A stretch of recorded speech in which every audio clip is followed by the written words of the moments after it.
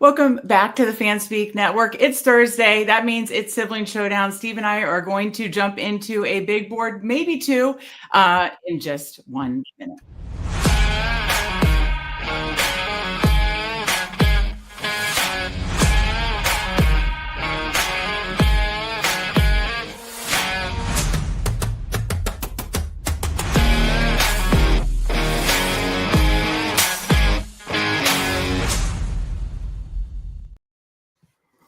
That's right. Happy Thursday. Almost Friday. We're almost there. And every Thursday, I get to draft a big board with my sibling, my brother, Steve.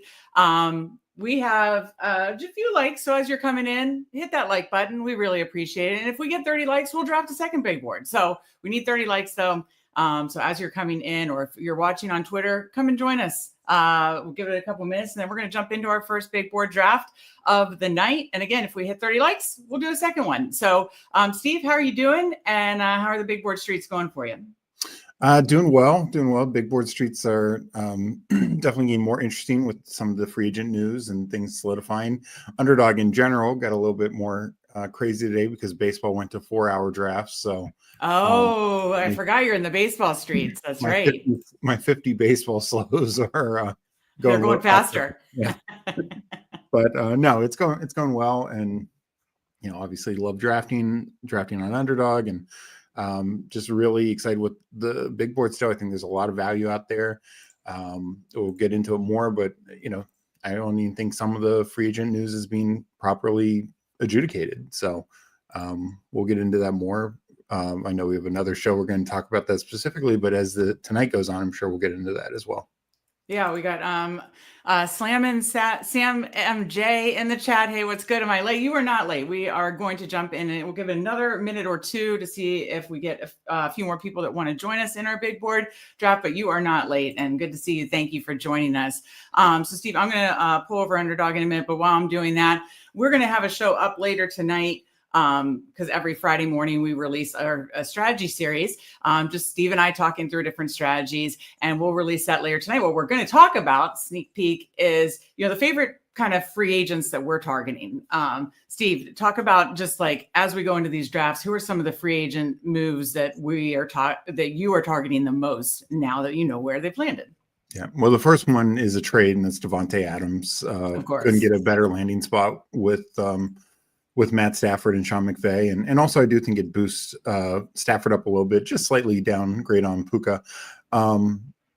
Next, I would say, from a quarterback standpoint, I do think Sam Darnold with that back in that Shanahan tree, I think is good. I think that's one of the better places he could have gone.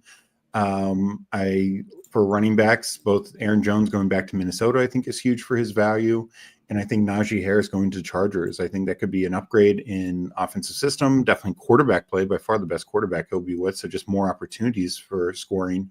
And I mean, we see how they run the football, and especially with that young offensive line. So really like that for him. Among the receivers, Chris Godwin staying with Tampa, just absolutely fantastic for him, for Baker, all around. Everyone's maybe McMillan a bit, but overall, just gotta love that for that offense.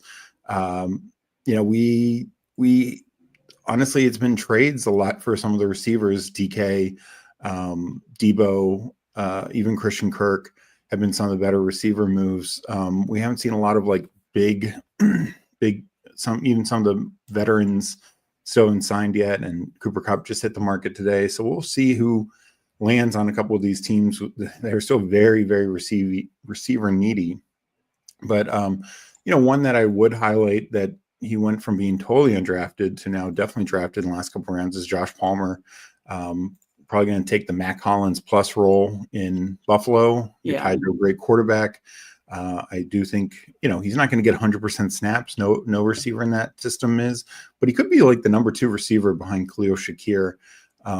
70% snaps, something along those lines. So great late round target now, I feel like. And, tight end, we just saw Evan Ingram last night go to Denver. That one is one I need to target more for sure, because I really hadn't touched him much. Yeah. I kind of expected Ingram to get cut, and so I knew that he would fall some. And But I think, this is the best landing spot for him by far. Even if Oh, they definitely. draft a mid-round tight end, Ingram should be the guy this year with the money they gave him. And we know how Sean Payton likes to utilize that move tight end position. Yeah, absolutely. And then Absolutely. speaking of former Saints, Juwan Johnson back to the Saints. Yeah. Or former Sean Payton guys, Juwan Johnson back to the Saints. I think that is really good for him. Again, the money that they gave him, no Taysom Hill likely this year. Buster Moreau's still there, but Juwan Johnson could be a focal point of that offense with Carr back and healthy, and just some upgrades there. Yeah, let's hit the chat really quick. Well, first of all, GM, good to see Omega King in here, and again, Sammy Joe. I cannot pronounce stuff. We will get to a draft in just 1 minute. Ant says, "Don't forget MVS, sir." Oh, yeah. We got our guy Paul in here. Good evening. And he says, "I'm seeing Dobbins chat. Are we afraid he's getting a Dow type contract?" Yeah, I mean that's the tough thing with such a deep draft class. But it's hard to say. I mean, Dobbins would be an upgrade on 10, 15 teams' backfield. Some is a number 2, but some is a clear starter. I mean, our team, Washington. You mean to tell me that Dobbins is not better than what Brian Robinson and Eckler put on the field last year? I think absolutely, as long as he's healthy. So. We'll see. I guess I would hope he would get a little bit more. I don't think he's going to get a second year. If Najee and Dowd had to settle for 1 year, and I think Najee probably did strategically, because, like I said, he could be in a much upgraded situation with the Chargers.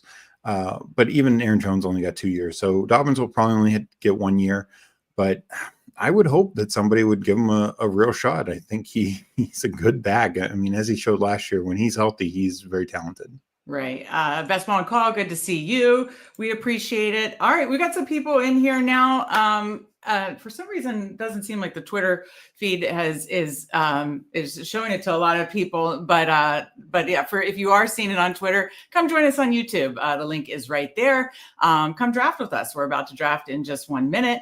And if we get 30 likes, we will do a second draft. All right, Steve, so anybody who wants to join us in a big board draft, first of all, we appreciate you joining us on the show, in chat, saying hello. We appreciate it. If you want to join us in a big board draft, I am going to click the button, and after a 5-second countdown, so I would click in 5, 4, 3, 2, 1, enter.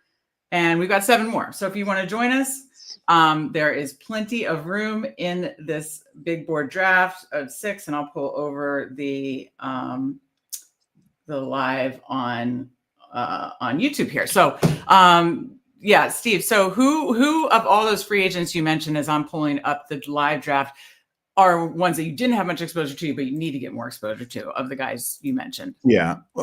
I mean, definitely Josh Palmer. I don't think I had any of him. Evan Ingram's another one. I knew he was going to get cut. And if he went to a situation where he was like, Ingram's the big one for me, like kind of a splitting a role, I could have easily seen him go with like Josh McDaniels and be, the Aaron Hernandez to Hunter Henry's Rob Gronkowski with the Patriots. So I was just worried for those types of outcomes, but I don't think that's the case anymore. So I like him, and I think probably where he's going now is a good spot. Even slightly higher, because I think he is pretty safe for his role.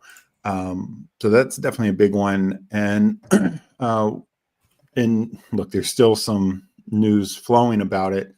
We talked about this a little on Monday, but the quarterback fallout.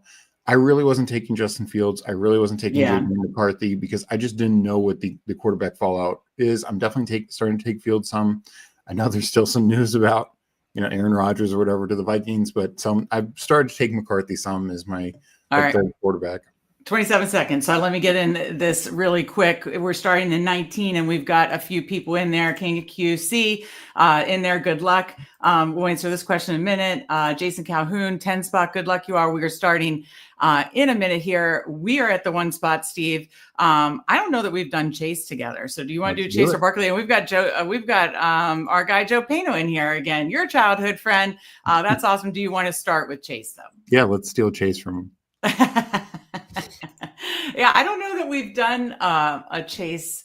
In the bigger board we did, Higgins, and then we did get Burrow, but I don't think that we've done a chase together. I'm trying to like keep track so we mix it up. So yeah, let me go through who all we have here in the chat. So Jason, okay, so we're at the 1 spot. Joe Pano at the 2 spot. He takes Barkley. King of QC at the 4 spot. Legion 13, that's our guy Paul, at the 5 spot. Omega King at the 7 spot. And Jason just said Jason is you have to tell us how to pronounce it. Huron Riverette. But yes, that's Jason at the, what is it, Steve? The Huron. It's a former Native American tribe. Okay. Huron River Rat. Okay, at the 10 spot. That's our guy Jason. So that's who we got in the chat here. So what do we got here? 1, 2, 3, 4, 5, 6. That's fun. Love that you guys were able to join us in this big board. Here we go. Off for another one. And again, if we do get 30 likes, we will do a second one. Okay, so starting, it went us with Chase, Joe Pano, Barkley, King of Q, and then went Gibbs, King of QC, Bijan Robinson. Paul went Justin Jefferson at 5. Omega King went Malik Neighbors at 7. Of course, Lamb, and then Malik Neighbors at 7. And then looks like, is one of 5, is Best Ball on call in here? Great Lake Huron. Okay, so Great Lake Huron, Jason. Jason is about to be on the clock here. Okay, Great Lake Huron. All right, so I'm trying to think. Best Ball on call, are you in here? If so, let us know. Oh, nope, just watching. Okay. And we got our guy Justin here. Let's crank that like button. Let's go. So thank you very much. Always good to see. Yes, we got the good old influencer 101. Haven't had one of those in a while. Actually, Steve and I, you talked about it on the last show, have had a lot in the back half of the draft. I actually don't mind it there, but it's good to mix it up, obviously. Yeah. Don't forget to log into thank you. video. Thank you. Yes, I needed to do that as well. Best Ball overlay as I'm logging in is, and I'll show you that on our next pull up, as I'm making the decisions for Steve and I to decide, because we call this sibling showdown, but we actually draft together. We draft together. Our showdown is more that we don't always agree on every pick. And that's okay, because, it helps kind of balance your exposures a little bit, helps you think outside the box. So no, that's why we call it Sibling Showdown. We do draft together. I'll pull up in a minute so you can see as we make the choices, it shows our ownership percentage, how much you have of each guy in the portfolio. And then you can also see combinations. When the schedule's released, you can see stacks.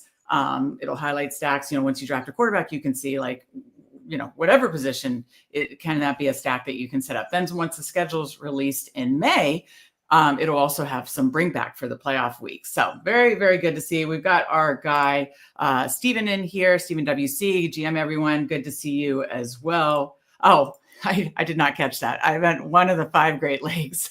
Damn it. Okay, Lake Michigan, one of the greatest of the greats. Steve knows that my geography. Any facts that Steve? I'm so dating myself so much, but you'd always joke with me that I'm like a walking. What was it? Jay Leno.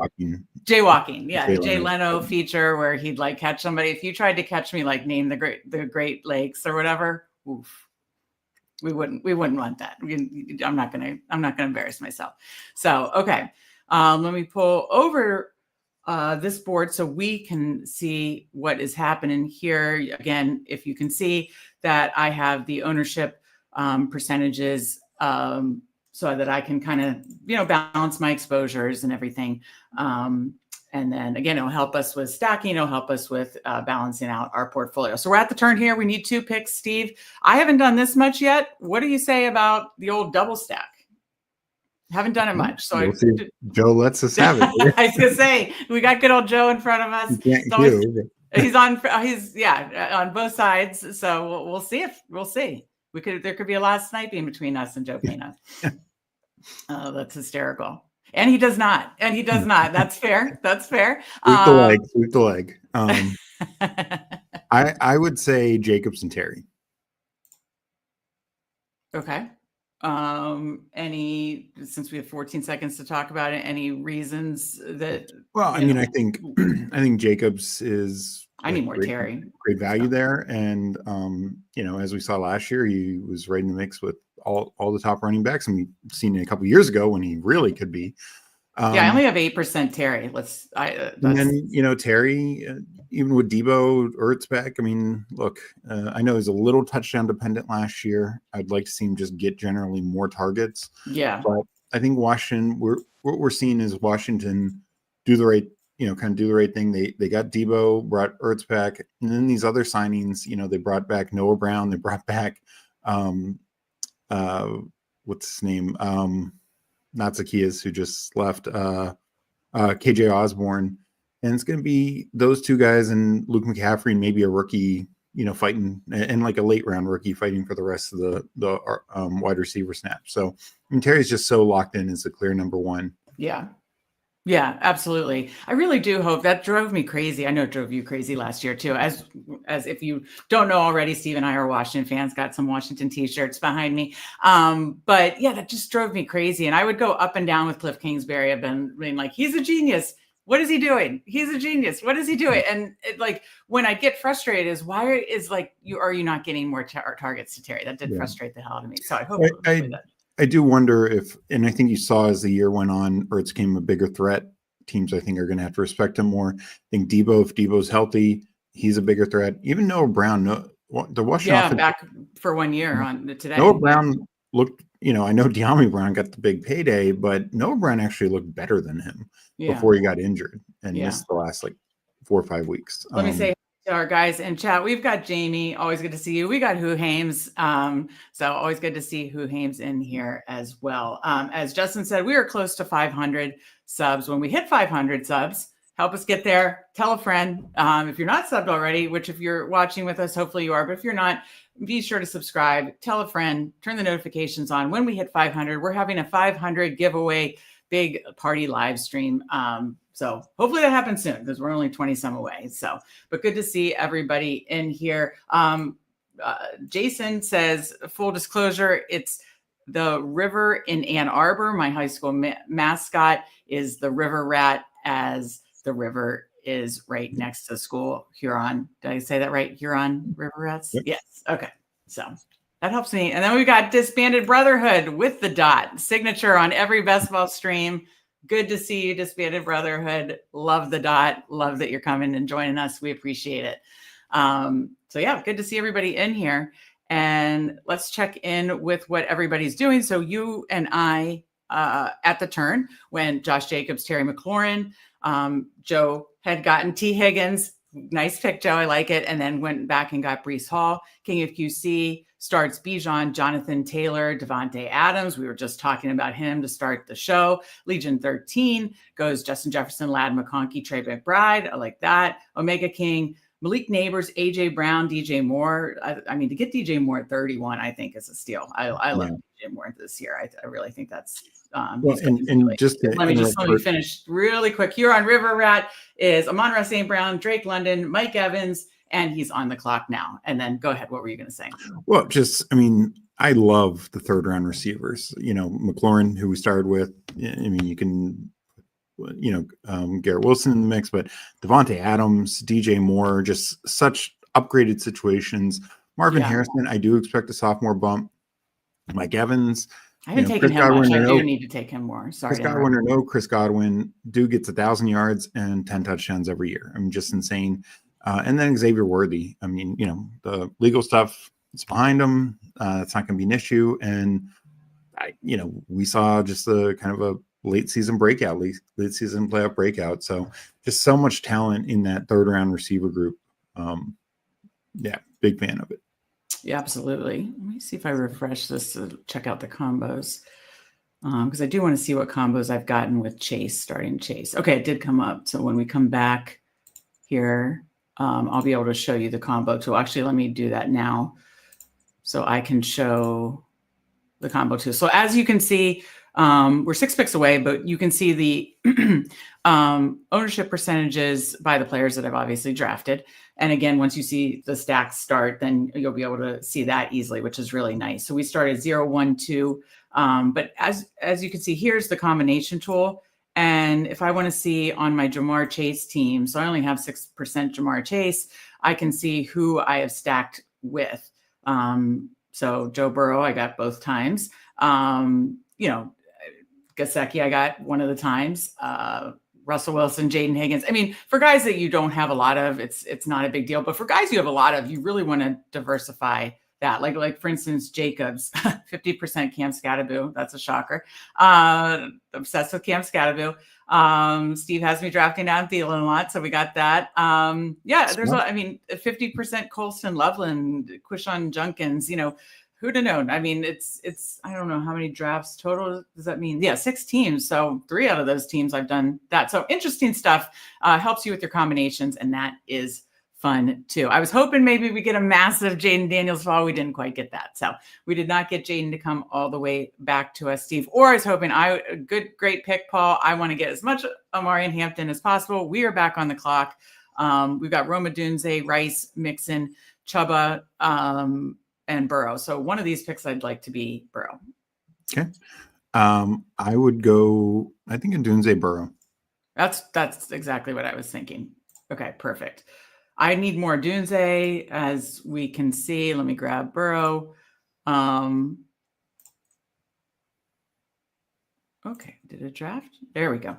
The queuing and something on my computer has been a little funny lately, but now you can see the stack. So your top quarterback stack is highlighted in purple. So I've got Burrow and Chase highlighted there. I'm up to 11% Burrow. So, wanted that to be definitely overweight. And 23% Jacobs, only 5% Chase before this draft, 8% McLaurin, and 11% of Dunze. I actually thought I had less. So yeah, I need some more of all these receivers. So that was fun to start this way with a 1-1-3. Okay, let's go back to the board and back to see what other folks in chat are doing here.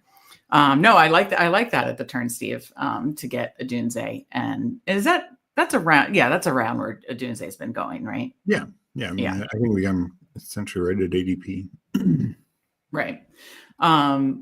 So the rookie, or excuse me, the free agents that I'm trying to get more of now that I know the landing spots, you kind of hit on it as I was like multitasking and bringing over, the board and everything. But I definitely want more Devontae Adams. I'm definitely I think he deserves to be going. Where did he go in this draft? 3rd round.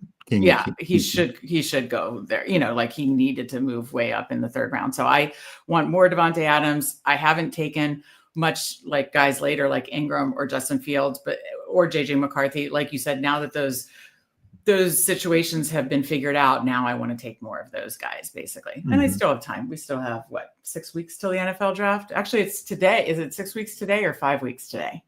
I think it's 6. Let's see. Oh, we got Off the Schneid in here. Good evening, chaps. Good to see you too, Cody. Fantasy Football Garage, great start so far. Great Jacobs anchor. Absolutely. Yes, absolutely love that. So good to see you guys in here as well. Is it 5 or did you look at it up? No. Hold on, let me see. 1, 2. I'm doing it really quick. Wait, 1, 2, 3, 4. Yes, 6. We are 6 weeks today from the NFL draft, which, as you guys know, if you're underdog sickos like we are, that means we're essentially 6 weeks away from the launch of BBM and regular best ball season. So, So let's enjoy 6 more weeks of big board season, because then hot best ball summer will be here. Yeah. No, I'm looking forward to it, and I'm sure they're going to have more and different types of tournaments and maybe multiple versions of some of their things. Like last year. So yeah, really looking forward to what they have planned. I'm surprised we haven't seen anything on the rookie sophomores this year. I know. That's usually, I wouldn't be surprised if it's next week. They probably, I'm like, when I act like I'm part of the underdog team, I'm hypothesizing that they maybe wanted to let the free agency frenzy settle, even though the rookie sophomores had it, but just because that's what everybody's talking about this week. But now that it's kind of like settled, then I wouldn't be surprised if we get it Maybe, who knows? Maybe we'll even get it like tomorrow, but I wouldn't be surprised if we get it like tomorrow or Monday or Tuesday, Yeah, or next yeah, week. I'd hope so. From my memory, it's usually mid-March. Yeah, If and I'd my memory also serves me. hope maybe some other tournament, like maybe a $5 tournament or something like that, because the $3 is about to fill. Don't you think they'll release another little board though? I don't know if they'll do that because I mean, Or like definitely a not the smaller same one? size. Maybe a smaller version of it, but they could do a $5 tournament. For instance, baseball, which is not filling well. Really? Oh yeah, and that's only 2 weeks away. So, wow, opening day is only 2 weeks away. about yeah. Jeez, God. Thank goodness So, I hate the winter. So but, anytime but these they spring had things are coming, this is they good. had a 20 max little board, essentially the their $10 flagship, some bigger ones. But then in between, after the small $3 one filled, they did a 520 max, and that filled very quickly. So even though some of their high dollar ones might not fill, and even the dinger might not fill, that's just a way for them. I don't think football has to worry about that, but just a way for them to get another tournament out there. Gotcha. Yeah. No, I hope rookie sophomores is coming in the next few days or next week. And I agree, something else is coming. So I just queued up I like everybody at the top of the board. Yeah. We'll see what our guy Joe does. What were you going to say? Sorry. Well, speaking of looking at the board, wasn't there a question earlier about Luther Burden that we didn't get to? Somebody mentioned something. If we did, I'll have to go back to it after we pick. Yeah. Okay, so at the top, and then Burden is there too, but we have a very falling George Pickens. Our guy Joe makes a great pick of a rookie running back, Henderson. So we got the 2 rookie running backs. I'd like to take one of them. I'll let you choose. And then we got 2 receivers, unless you want to go both rookie running backs. What are you thinking? Actually, let's go both rookie running backs. Really? Okay, this is fun. This is spicy. So you don't think taking the fall on Pickens? I mean, let's just think it through. We have 27 seconds here. Pickens fell. I know it's, ADP is it's fugazi right now, but he's fallen like 12 picks past ADP. You don't think? But honestly, he should still probably fall. Like, I mean, he should go in the 70s now. Like, well, we're at 73. So, but sure. But I'm saying, like, we're not getting value. Bottom line, you like Junkins better as a better pick. Okay, that's what's important. Yeah. Hey, I'm listening to the guy who finished 4th place in the big board. I'm totally willing to defer to you on that. So the other issue is just, and talked about a little earlier. I don't know if you want to look up that Luther Burden question, but Rico Dowdle didn't go to a landing spot where he's, has a ton of fantasy value. We still know about Dobbins. Like right now, the running back situation is not as strong as it looked before free agency, to be honest. And I just think, I just think we should be more cognizant of that because it really begins to fall off in like a round or 2. Yeah, no, I agree with that. Okay, let's go to this. And then there are a few other people in chat. So a lot of Chiefs fans are wanting Luther Burden end of round 1, but I'm sure if a top 6 DT makes it to the bottom of the second round, we need a starter. So I'm guessing our guy Slammin' Sammy is a Chiefs fan. Would you think Luther Burden's a better fit, or I guess he's saying a D tackle? I think I'd probably go best available in round 1 for the Chiefs. And if that's defensive line, there's going to be a ton of good defensive linemen at the end of round 1. I think this wide receiver class, I love Luther Burden, one of my favorite in this class, but also with the Chiefs bringing back Hollywood, they don't have, and we'll see what the latest is on. I mean, they know better than anyone what the situation is with Rashee Rice, but they don't necessarily have as big of a receiver need. And if Rice is back, I mean, that's the same role Burden would play. So they can wait until the second round and still get guys like, Royals or Betch. I wouldn't be surprised if they, wouldn't you not be shocked if they drafted a running back at the end of the first round?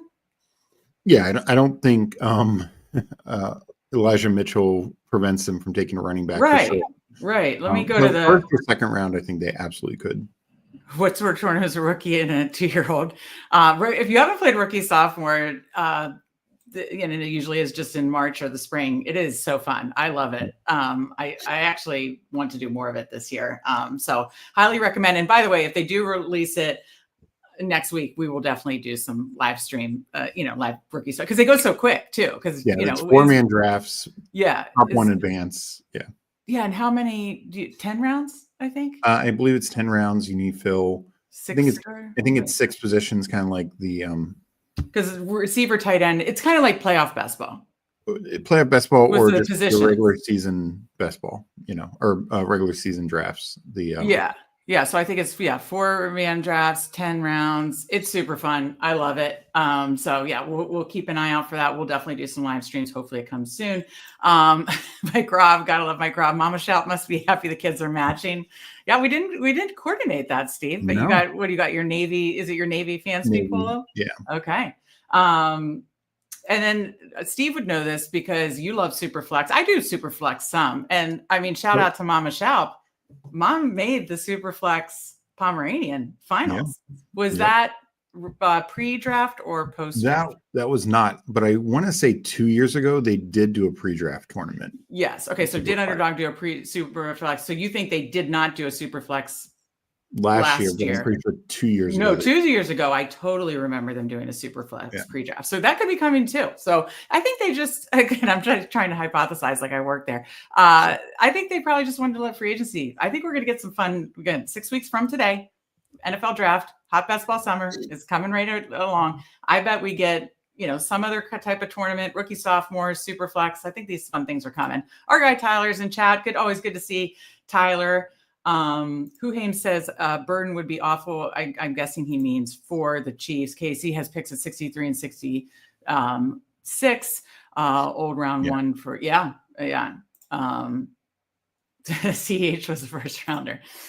All right. Though I do think the Chiefs would be looking a lot better if they took Jonathan Taylor with that first round pick. Was that the same draft? That was the same draft. Oh, wow. Steve has like an eidetic memory with the draft picks and everything. So when hot basketball summer, more buttons, let's loose on Steve. Oh my gosh. We will have a lot of fun things for hot basketball summer. That I can assure you. We are very, very excited. Okay. So we are 3 picks away, Steve. That's kind of nice being at the turn. You can talk, chat with, talk with the chat, catch up on everything. So we're back up at 96 and 97 with a 1-3-3. Listen, you don't need to twist my arm to go heavy on these rookie running backs. I love this. I'm very bullish on that, especially these early guys. We're going to get multiple in the first round and a lot in the top 50. So we started Burrow, Jacobs, Caleb Johnson, Quinshon Judkins, Jamar Chase, of course, Stack, Terry, and Rome Odunze. Love that start. So what do you want to do here? We do have, I'll throw out that Caleb is there if you wanted to get, a second one now stacked. So we are on the board and McMillan, Baker. Can you look at a running back real quick? Yes, just hold on. Put Caleb in there, Yeah. See, the star method is crushing me right now. Okay, there we go. Is he coming? There it is. Okay, Pacheco, no. ATM. Go down slightly. Okay, we're gonna take Caleb Williams, right? Yeah. Okay, go ahead. Then go to receiver. Oh, I know what I want to do. Can we do this? Sure. I want more. I said we did a whole show. I did a short. We did a short. We did I did an article. I want more Travis Hunter. I want to be over 25% Travis Hunter. Thanks to Best Ball Overlay, I can see that I have 17%, and I've been trying, and he's been moving up. He's not going to come back to us, so I'm doing it. You're good? Yeah. And we're going to have at least 8 receivers at a minimum. So, do you want to elaborate on our Travis Hunter bullishness? Yeah, no. Look, who knows how the top of the draft is going to go now, because both Titans and Giants are all needing quarterbacks. Unless the Browns are content with Kenny Pickett, they need a quarterback as well. So, those top 3 teams all need a quarterback, and we'll see where, Ward will probably go 1, but who that is. So we don't know where Hunter is going to go. But I just think the talent and the upside is just worth investing around, pick 100. And, this is probably a little higher than I typically would take them, but I get it. Like the elite upside of this guy is off the charts. We've talked about before. You were talking about Matt Harmon, yeah. Yeah, Matt Harmon, who's the receiver guru, says he might be the best receiver he's ever scouted. I mean, that's he said in the last 5 years that he charted. Yeah. But yeah, and I know he compared him to early Odell Beckham. Yeah, and just off the charts, the upside in comparisons there. So, and the other thing is, and people have had a lot of debate. Oh, it's easier to get a receiver, and while that's generally true, receivers are also more expensive. So if you're fixing it in with the draft, it's way better than a cornerback.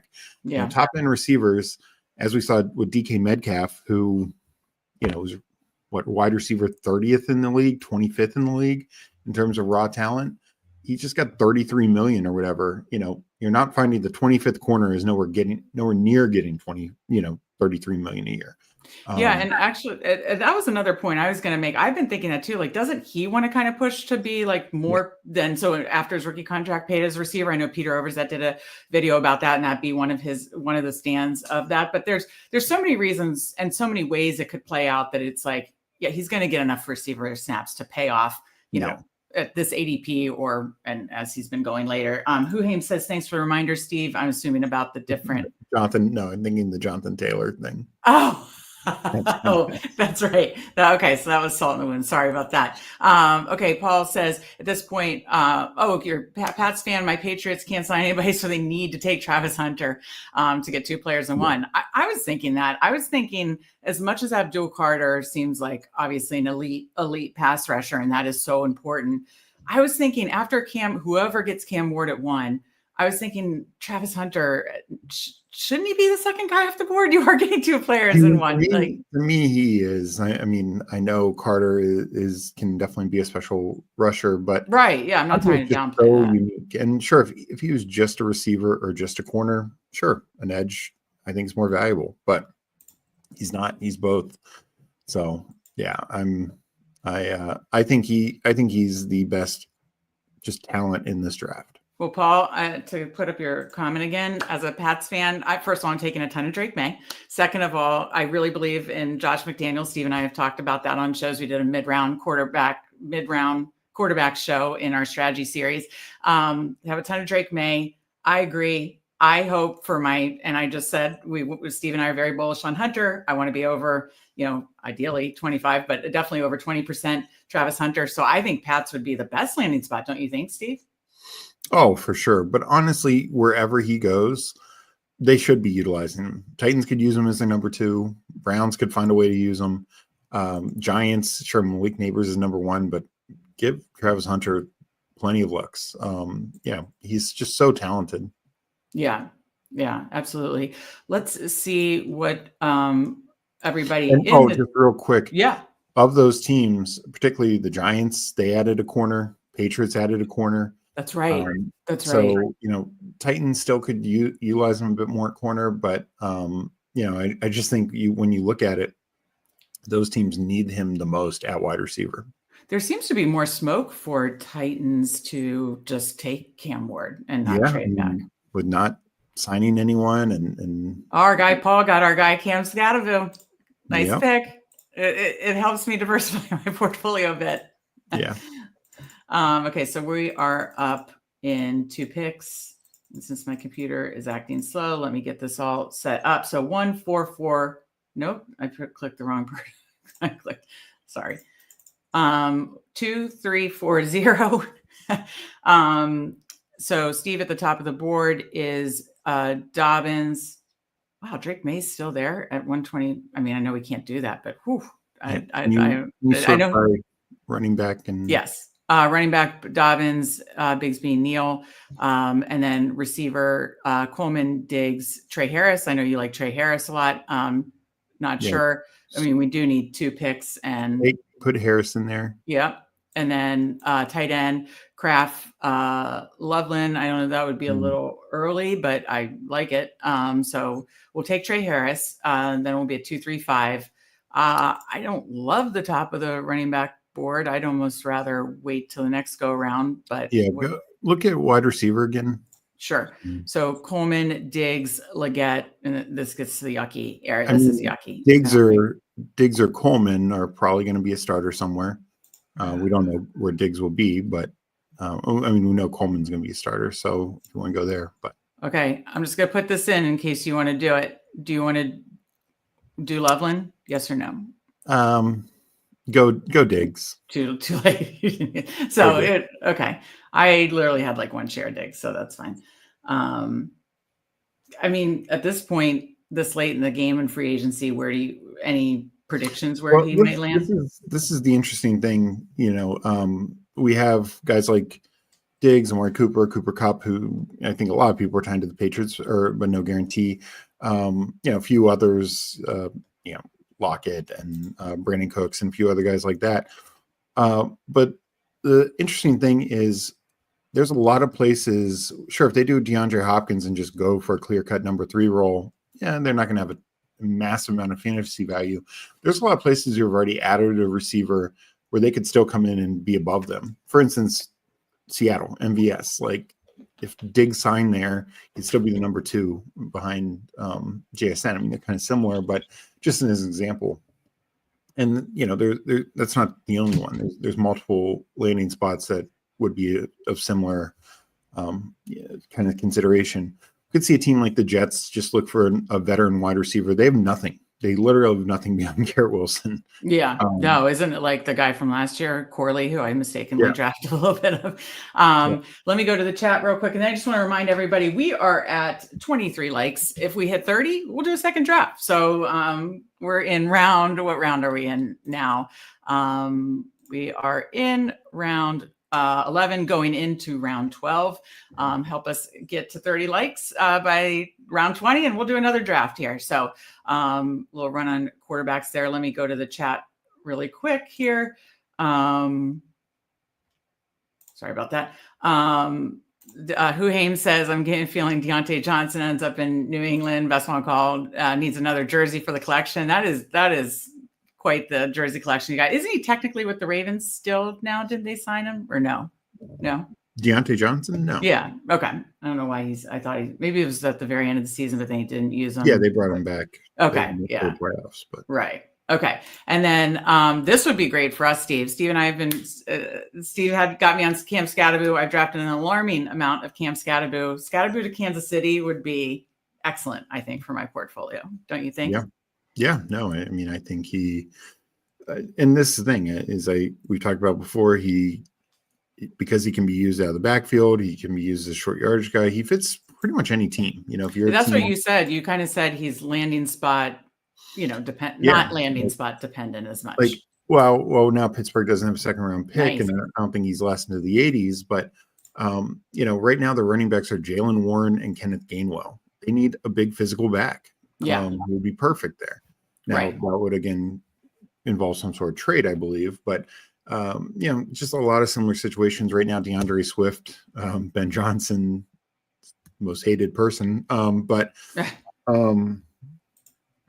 what they need is that hammer. It was Jamal Williams with Swift, and then Monty with Gibbs. So it could, would be a perfect kind of fit right there.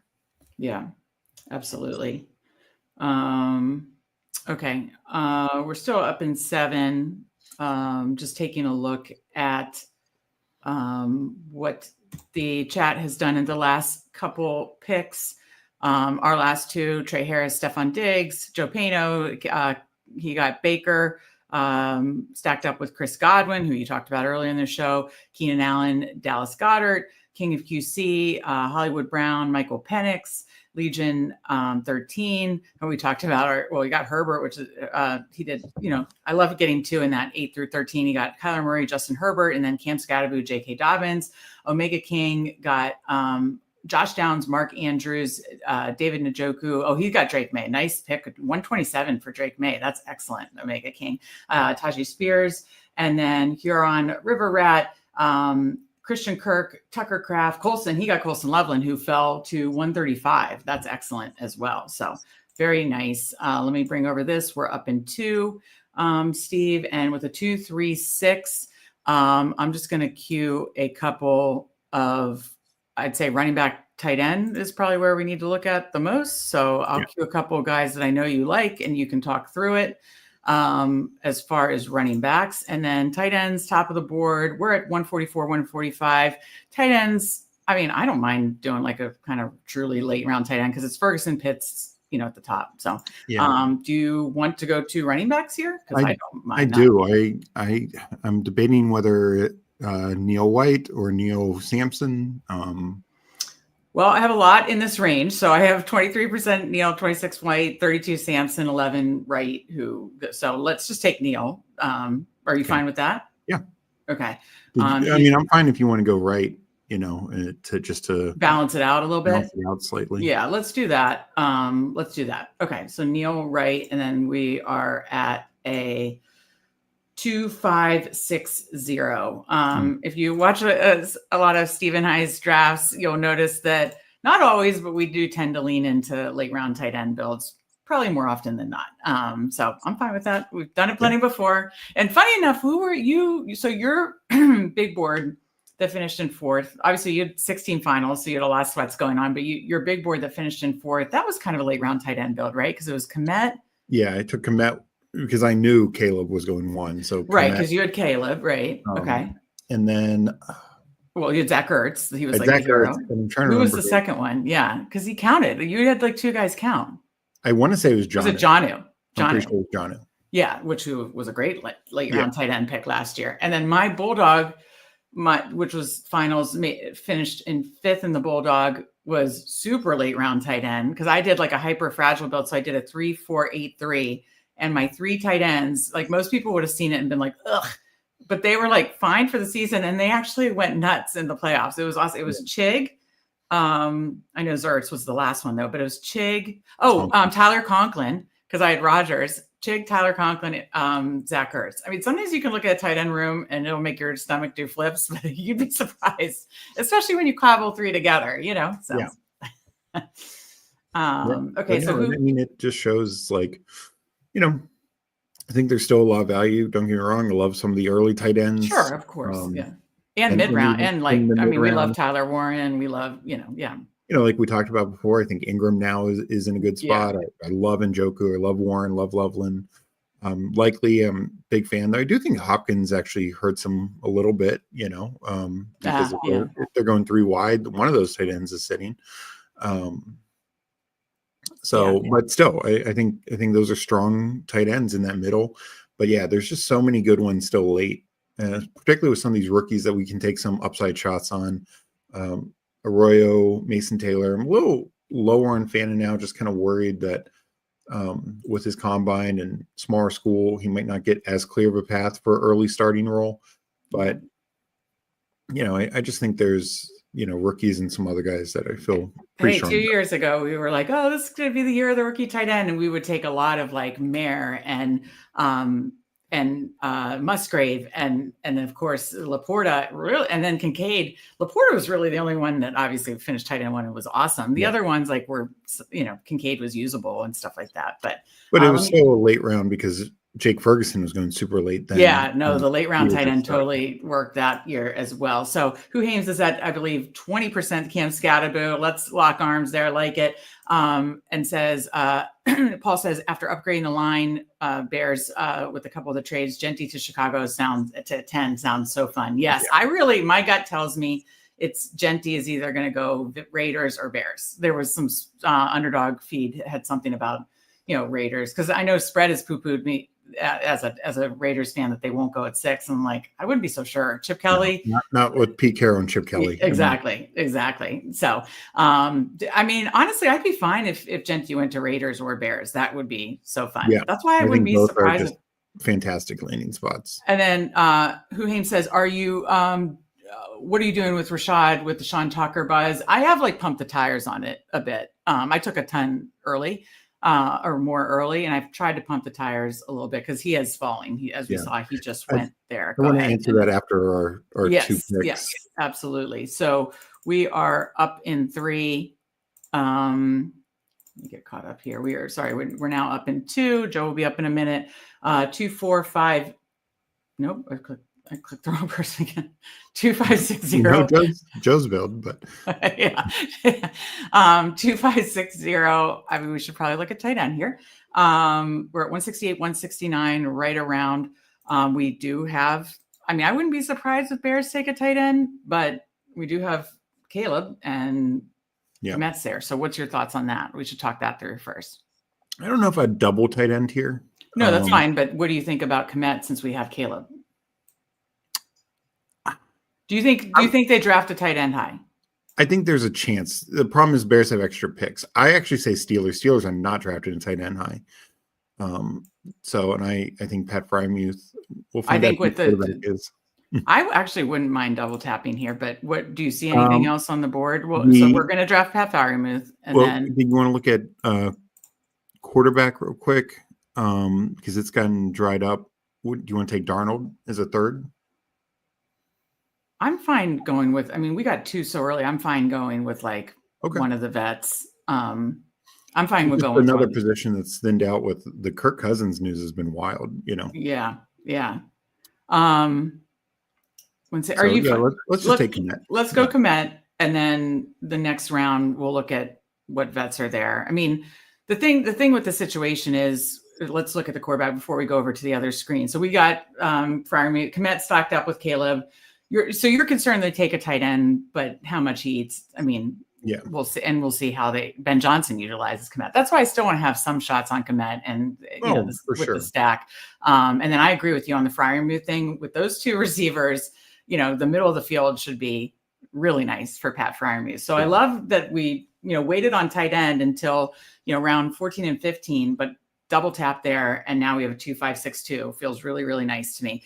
So that's why I think because we went, picks 49, 96 for quarterbacks, I'm truly fine waiting for that Derek Carr, Aaron Rodgers, Russell Wilson. And we know all three of them have a starting job this year. We know that for sure. Yeah, 100%. The one like Russ might be very short term. That could be like a short lease situation. I'm going to actually put them in the queue because my queue has been so. I think the Cousins situation, I feel like it's going to be one of those things where someone's going to get desperate. It sounds like they're going to pay him the $10 million on Monday or whatever. And I think some team's going to get desperate, whether it's early and they want to have Cousins in a draft pick or with injury or something. I think he's going to land somewhere with a trade. Don't you think? We'll see. I don't know. I mean, it seems like they're playing chicken, and I don't know anyone who's really going to engage with them on this. Here's the problem is there are these, and we just saw like Mariota return here to Washington. Which I'm very glad. He was great for Jaden and great Jameis Winston's out there. There's other quarterbacks out there who are beyond, at least functional. But I wanted to return to the Rachaad White question. No, it was a good question by Who Names. And I know that was the Matthew Berry thing, and I get it. Look, Tucker, in his limited work, he kind of only really played in one game significantly. But, like there was a game, I want to say it was week 16, I believe, where people commented that Tucker out-touched Rachaad White. But White outsnapped Tucker considerably. It was just like White had like 3 or 4 touches. Tucker had like 6. Mm-hmm. But White had like 25% snaps. Tucker had like 10%. So I'm going to go with that. I'm also going to go with the fact that Tucker basically played most in the games that where White was out, or the one game Bucky Irving got banged up. And like in the playoff game, their season literally on the line, Tucker had 0 snaps, 0 offensive snaps. So maybe it's changed, but I think White was effective. I mean, Bucky was clearly better, but White was effective. It's not like White was awful. So I just think White does a lot of things. They trust him a lot in the goal line and passing situations. I just don't know if that totally changes. So I'm still taking White some, but I'm kind of glad he's no longer rising. Yeah, and we're letting him fall, and I'm kind of at this point I'm letting him fall, and happy that still fine to take him. Because I don't think he'll be totally boxed out, I guess is where I land. But good question by Who Hames in the chat. We're 6 picks away. We're at 192, 193 with a 2.562. That part feels good. Likely the way we balance this out, I do believe it'll be a 3-6-8-3. So at 192, 193, and then after this round of picks, we can check and see what the chat's been up to and what the folks in the draft have been up to. Okay, so yeah, now we're 2 picks away, Steve. Did I share the right? Yeah. So here's my 2 cents. We have Gesicki, excuse me. Whoa. I saw Gesicki and it's like I have 23% Gesicki and maybe I want more. If Rodgers is there, I say we take him because we have Freiermuth, and that seems like the strongest rumor. As you can see, I have 26% Rodgers because I don't think he's done, and I don't think he's, I think we should take Rodgers. Is my opinion. Yeah, let's take Rodgers. Because I don't think he's coming back to us. Earlier in the draft season, it would, but now that we know he's going there, so we'll get rid of this. So we're done at quarterback. At the top of running back, Braylon Allen, Nick Chubb, Damian Martinez. At the top of receiver, Restrepo, Whittington, Betch. I know you like him a lot. I'll just put him in the queue. Take Betch or Restrepo. Okay. I'll let you decide. 6 seconds. Take Betch. Okay. But I do like Restrepo. Like, this is an area where he should go. He's more of a slot only, but he's also very NFL ready. I was gonna say, as the slot only though, do you like that more on like the full point PPR sites like DraftKings and Drafters, or do you still think he has some like touchdown? I mean, we're talking round 17. Yeah. Here. Like people also said Amon-Ra St. Brown was a slot only guy. And we actually see these kind of guys produce decently well as rookies. Jaden Reed, Amon-Ra. Years ago, Jameson Crowder with Washington came in, had like 700 yards as a rookie. Yeah. I need to take him. I need to take him a little bit more. By the way, check out Steve's rankings on fanspeak.com. He did obviously rookie rankings from the jump when the big board launched, but then he did re-rankings after the combine. So he re-ranked the quarterbacks, the running backs, the receivers, tight ends of all the rookies. And then we'll do it again once they have the landing spots, and he'll re-rank the rookies. Then, of course, then our full rankings will be out here. Hopefully later this month or early April, you'll have both my full rankings, Steve's full rankings. Who Haynes says, like that Meg said, pump the brakes on him. Yeah, I like using pump the brakes, pump the tires. Okay, we're 16 picks away. So we have how many picks left here? 4, right? No, yeah. 3. So 2, and then we'll have the last pick of the draft. Yeah. So there's something. Also that article that I had just put up on fanspeak.com. All these articles are currently free. Is wrote my 10 most undervalued players I'm drafting a lot of, like Drake May. Can't believe he fell into the 130s in this one. Great pick by a Mega King here. And players that I think are overvalued that I am either fading or going to be way underweight on. So check those out on Fanspeak. I tweeted it, but up on Fanspeak, basically the 10 players. I had an 11th because I think once I saw where Najee Harris landed, I was like, woo, I got to scoop up more shares of him. And again, we feel like there's definitely more of those free agents that we're kind of bumping up. But yeah, 10 most undervalued players. I'm getting a lot of 10 most overvalued players that I'm really staying away from, at least in the big board. Could change in the main draft season, which again, can't believe I just noticed that today. We are officially 6 weeks away from the official best ball drafting season. Because don't they usually release like the BBM and then trickle out the tournaments like that Saturday of the draft, right? To my memory, last year that's what they did. The year before it was Sunday. After the draft. Yeah, I think it was Sunday. Last year I think it was like Saturdays. Like, yeah, I don't even know if Mr. Relevant was drafted yet or not. I don't think so. Yeah. Yeah, I like it. So we're getting close. Let's see what people in the draft with us are doing. Joe, very fun rookies here. Jaden Higgins, Jalen Noel, DJ Giddens, and then Mike Gesicki, Xavier Restrepo. I mean, Steve, you got to love those rookies that just picked up. Yeah. And it really shows the value. I mean, pretty much, Giddens might be a 3rd rounder, but these are 2nd, 3rd round picks. Mm-hmm. And are all going to succeed? No, but and I mean, not just those, but I mean, are all 2nd, 3rd round guys? No, of course not. Not all 1st round guys succeed, but yeah, like you take enough shots on goal. Some of these guys are going to hit in a big, big way. Yeah, King of QC got RJ Harvey and Harold Fannin and Donnie Mitchell mixed in there, but two rookies I know you like a lot there as well. Mhm. And then I know we had talked through the Sam Darnold as potential. I have a ton of him as a third quarterback. Love it. I know you like Alec Pierce as a later receiver. Paul got Alec Pierce, Sam Darnold, Isaac Garendo, Damian Martinez, Omega King, Bryce Young, Alik Iomanor, Derek Carr. Again, guaranteed, starting role. Braylon Allen just took Justice Hill. And then Huron River Rat, Jalen Royals, another rookie who I know you're very, very high on. Yep. Demario Douglas, Shador Sanders. Definitely feels like, is going to go somewhere, probably likely still in the early first. Who knows? Could go, in the top 5 here. Back to our conversation of Cousins isn't starting. That just helps Sanders' ability to start early, Right. And then Jalen Tolbert, great late round receiver pick still. I like that a lot. So we will be back up at 216 and 217. Let me pull the board back up so we can make some decisions here.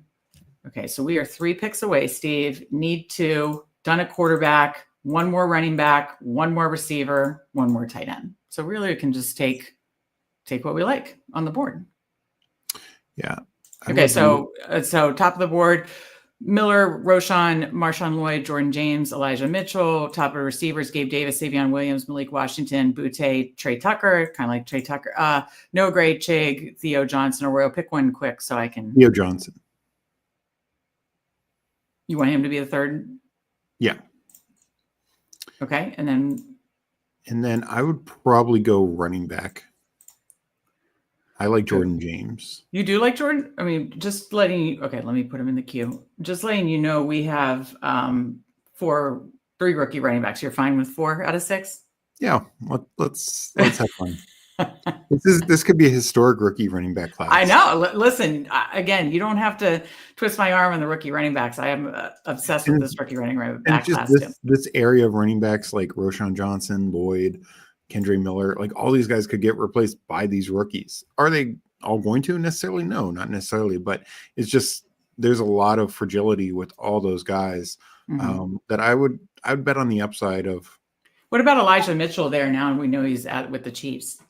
The problem is, again, if they draft I don't think Pacheco's going away, and Kareem Hunt could always lurk in a late signing or something like that. And well, I mean, I think, like you said, we think they could go early, and then they have Pacheco, so it's tough. Good question. Best ball and call, light on for Roman Wilson. Had over 20% Roman Wilson last year. I think was it our bigger board?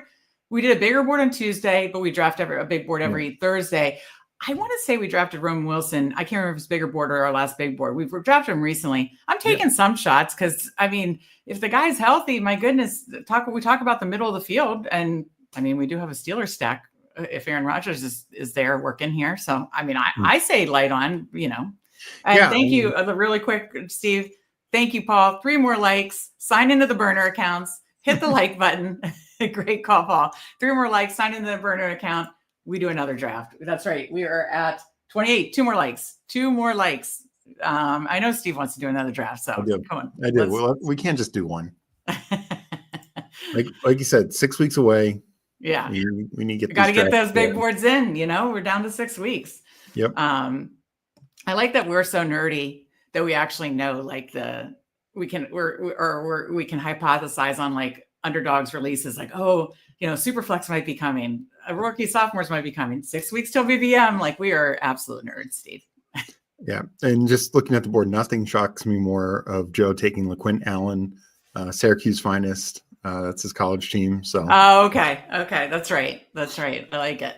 I like Joe's team. I like a lot of teams in draft, which we will quickly go over. And I will say this is another, potential shot. Mike Williams re-signed with the Chargers. Yeah. Look, we'll have to see. Maybe they go out and draft somebody in the first or second round, and Williams is fighting with QJ. But if not, like, Williams could be starting, and with a quarterback who knows and loves him. Yeah. So, no, that's a great 20th round shot. Or where did he go here? Did he go 19th? Joe took him in the 18th, but 18th, 19th, 20th, whatever. Like these last, 3 rounds in a 20 round draft, you're just taking upside swings, Yeah. Yeah. So, and Who Hames makes a great point. Mike Williams to Chargers is a huge for Ladd. Oh, for sure. I mean, and thank you, Steven. This is awesome. But yeah, no, I love it for Ladd, and it just, this is what I mean. And I don't think they're going to go get another veteran, but there's a lot of these receivers who right now, if season starts as it is today, guys like De'Ami Brown, Mike Williams, etc., could be starters, but we'll see what these teams do in the draft. And or some of those vet receivers that are out there. So Keenan Allen, another one, I think Joe took him earlier, and it's like, yeah, these guys get the right landing spot, they can still do some damage. So yeah, I like mixing it up, and I like mixing up with we saw guys like that, Josh Palmer, Darius Slayton. Hated him going back to the Giants, but still, he's probably the number 2 there, unless they do get Travis Hunter. Oh, we got Gritty from Twitter. Gritty, come on over from Twitter. Come into YouTube. Hit the like button. We'll do another draft. Whether you want to draft with us or watch, hit that like button. We need 30. Oh, we just hit 30. We're doing another draft. I like it. But good to see you, Gritty. Actually, I'm liking this team a lot. We're 2 picks away. Yeah. We'll see how we finish out. We'll quickly go over. We hit 30. We're doing a second draft. So anybody who wants to draft with us a second time, it's coming right after we do a quick review. So we got this pulled up, Steve. We're up in 2. We're picking a receiver because we filled out everything else. We've got Malik Washington, Keyshawn Boutte, Jalen Naylor, Tutu Atwell, got a big contract. Deontay Johnson, Nick Westbrook-Akine, Parker Washington, Demarcus Robinson, 49er. Where do you want to take your shot here? We are on the clock. Do you want to go rookie or a veteran? Let's see. So we took a lot of rookie running backs. We took 3 rookie receivers. Jalen Naylor. You want to go Naylor over Demarcus Robinson? Yeah. I mean, right now, without knowing if Ayuk's traded, I mean, Robinson could be like the 4th there. So right. Naylor, I think, is locked into the 3 for the Vikings. And so I think that's pretty good. Hopefully it took it. We got refreshed to pull it up to and finished anyways. So completed, big board. Yeah, there it is. Okay. So now we can go. And then Who Hames said, I'm starting to click some more MVS. That's another good late one too. Yeah, exactly. Mike Williams, MVS, like these are good late shots. Yeah, these guys I wasn't taking any at all before, but now take some 18, 19, 20th round shots on them. Yeah. All right. Let's quickly review. And then thank you to you guys. We have 31 likes. We're doing another big board right after this, but we'll go through these teams quickly. We did a 3-6-8-3. We got 2 quarterbacks early, and all quarterbacks are stacked if Aaron Rodgers does indeed go to the Pittsburgh Steelers. So Joe Burrow, Caleb Williams, Aaron Rodgers, Josh Jacobs. You're the rookie running back here. Caleb Johnson, Quinshon Judkins, Devin Neal, Jalen Wright, Jordan James, and then Jamar Chase stacked, Terry McLaurin, Rome Odunze stacked, Travis Hunter, Trey Harris, Stephon Diggs, Jack Betch, Jalen Naylor to finish it out, Pat Freiermuth, hopefully stacked with Aaron Rodgers, Cole Kmet stacked with Caleb, and Theo Johnson.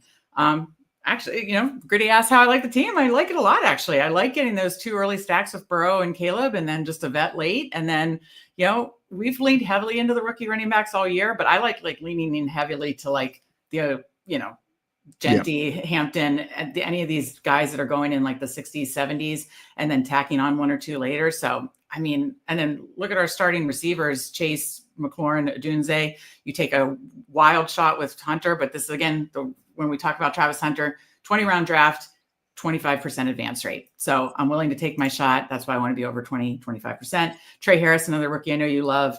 Jack Bush, another rookie I know you love. Think that it's a late round tight end build, but I'm glad we double tapped. I like it. Yeah, and just real quick on the wide receiver, sure, that we're making some speculative shots there, but Diggs, there was a lot of buzz at the start of free agency that he could get a good landing spot. It hasn't happened yet, but I still think he could be a starter. And Jalen Naylor could just, until those rookies like catch on late in the year. Yeah. Naylor could be a guy some early season guys. Usable weeks. Yeah, absolutely. Well, I'm happy. Let's talk about the other people's drafts. We got Joe Pano, Steve's friend here, the Syracuse. Steve had the memory from Syracuse, 2693. Jalen Hurts, Baker Mayfield. That's a hell of a quarterback room. Love that. And then he got Hurts with Barkley. Love that. Barkley, Brees Hall, Travion Henderson, and I'll talk about rookie running backs like this. Travion Henderson, DJ Giddens, LaQuint Allen Jr., Jarquez Hunter, T. Higgins, Chris Godwin, obviously Godwin stacked, Luther Burden, Keenan Allen, Jalen Coker, Jaden Higgins, Jalen Noel, Xavier Restrepo, Mike Williams. I know you love those three, especially Higgins and Noel, but you mentioned about Restrepo in this draft. Mike Williams talked about a great late round pick now back with the Chargers. Tyler Warren, another rookie we love. Dallas Goedert stacked with Hurts and Saquon, and Mike Gesicki, who we absolutely love. We know he's going back, stacked up with Higgins and just a team stack. I absolutely love this team, Joe. I absolutely love it. Yeah, just a ton of, obviously the double anchor. Yeah. But then taking, rookies or anything. I think both Henderson and Giddens could be starters, and then 2 late round flyers. Yeah. But then receiver, just, Higgins, Godwin, they might be number 2s, but they're number 1s on most teams in the league. Yeah. And just a lot of speculative upside with rookies or guys like Keenan Allen, Mike Williams, Hooker, young guy. He could be the number 2 there with Thielen. I wouldn't be surprised if he's better than Leggett. Yeah. Yeah. I love this team, Joe. I assume you love it too, right, Steve? Yeah. No, I like that. Absolutely. We got our King of QC in here at the 4 spot, 3683. Mahomes, Penix, Daniel Jones. I did that in a draft. I know Spread and Tyler did that in draft. Listen, Daniel Jones is going to be low owned in whether you weigh that as important or not. It's fun. I think he has a very high % chance of being the starter for a good chunk and ending this as a starter on the Colts. We haven't seen him with Steichen yet. That's fun. I like that, especially in again 20-round draft, 25% advance rate. Bijan Robinson, obviously stacked with Penix. Jonathan Taylor, stacked with Daniel Jones. Trey Benson, Javonte Williams, Ray Davis, R.J. Harvey, another rookie I know you like. Devontae Adams, Zay Flowers, Rashee Rice, Calvin Ridley, Darnell Mooney stacked. Hollywood Brown stacked.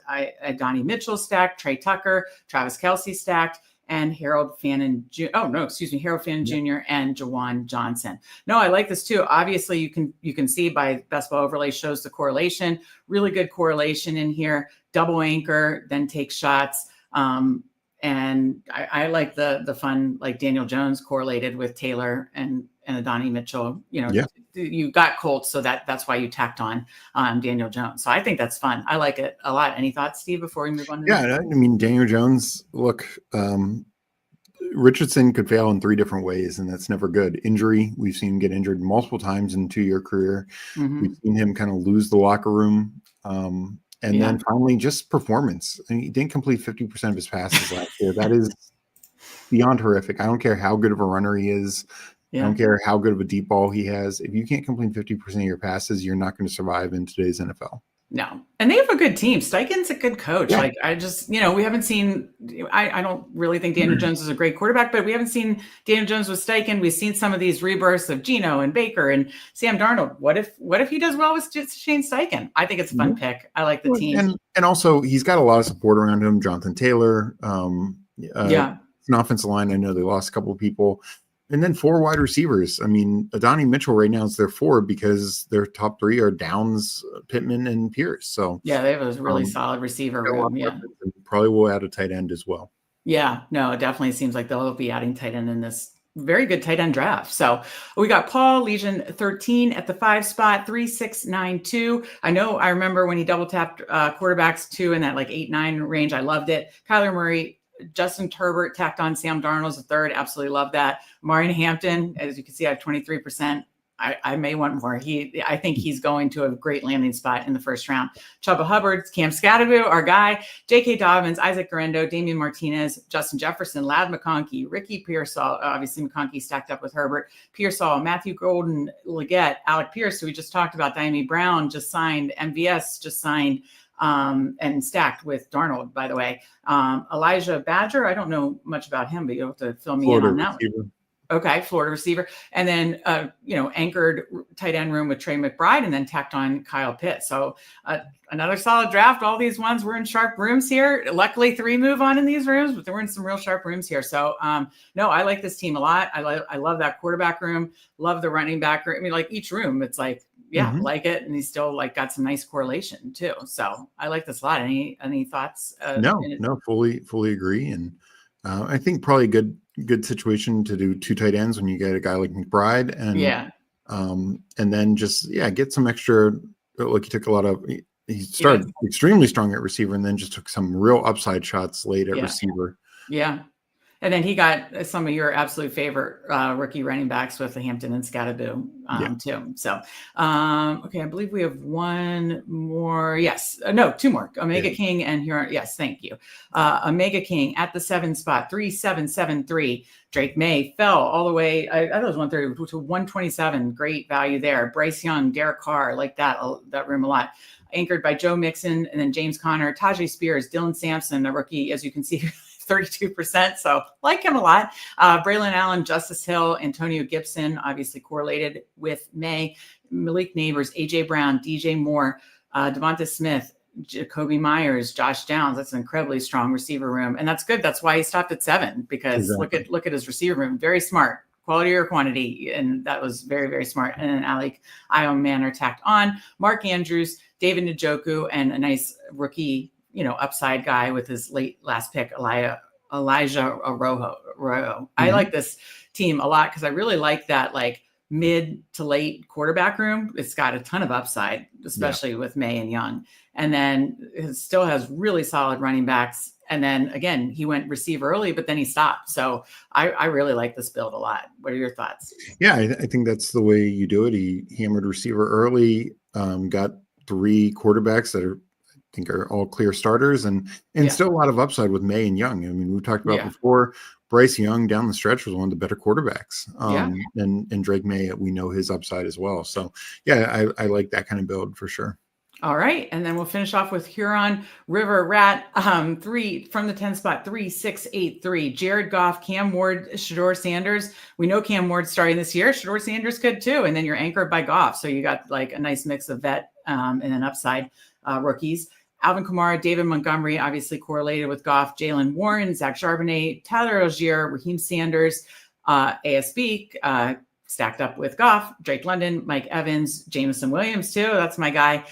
Christian Kirk, Jalen Royals. I know that's a fun rookie. You like Demario Douglas, Jalen Tolbert, Tucker Kraft, Colston Loveland, another fun rookie, and Ben Sinnott, one of the last picks in the draft there. So he's got some nice correlation, a big Detroit correlation with Montgomery, JMO, and ASB stacked with your top quarterback. I like that a ton. You're still anchored by, Kamara, Montgomery, even though you waited. And, he has a really, really strong receiver room and then took some, shots with guys like Royals. And then I really like taking the shot with Loveland when you got Kraft first. And I think he got falling value on Loveland. Yeah, Loveland went at 135. So another one I like. Again, I say these rooms are strong. But we better jump in another draft. We promised another one. So this was fun, guys, but we're doing another one. So I will count it down. Let me pull it up here first. And I will enter it on my phone. In fact, let me take a peek in. And then if it's about to fill, I'll get out. Okay, 11 more. So if you want to join us for our second draft of the night, jump in with us now. No countdown needed. There are 11 more. So if you want to jump in and do a second draft with us, jump in with us now. Plenty of room. And then I will pull over that. But no, we appreciate everybody, in the chat, in the draft. We appreciate everybody. And, we understand if you can't do a second, but if you want to do a second, jump in with us. Definitely appreciate everybody. That was a fun draft. It was really fun. And definitely looking forward to doing another one tonight. Yep, 7 more. So let me pull over as it's filling. Okay, waiting for 6. So I think I saw there's some other streams tonight. So that would be funny if we had a cross stream situation. So let's see here. We lost one. So we're waiting for 7. We can look at some of my exposure as we're waiting. So, as I said, as you can see, I have heavier, actually kind of balanced. I have pretty balanced. So of my first round picks, and again, best ball overlay, use code Fanspeak for $10 off a month. It's a great tool if you're doing high volume of drafts because it helps you see your exposures. It helps you see your stacks and correlations. And then once the schedule drops, it also helps you see playoff correlations. It also helps you see, as you can see in the corner here, it's still showing Jared Goff from the previous draft, I guess, when I clicked on it, but it helps you show your combinations, which was key for me last year.